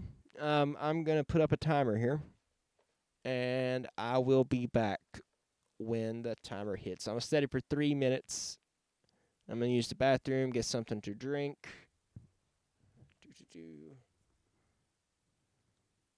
And if you guys stick around, I will stick around. Oh, you meant in general. Thank God, because I really didn't want to do that. But I was going to do it because I love you that much. No, zippity doo dah. I think we're going to shut it down. It's 2 in the morning, and I think it would be best if I just shut her down and went to bed. Father of Lies was talking about his support, which is great because I would rather have that. And I've always had your support, and I really do appreciate it. But I really am going to shut her down, guys. You know, if it was a special request from the Father of Lies, I was going to keep going for a while. But I think he wants to go to bed, and I think I want to go to bed. So I love you guys. You're all breathtaking. Ring the bell so that you know when we put out a new video. Um, Go to patreon.com/fancyteeth, pledge $1, and I'll make a video for you. And well, I'm really good at mumbling. So this video will be up. I do not unlist the gaming streams anymore.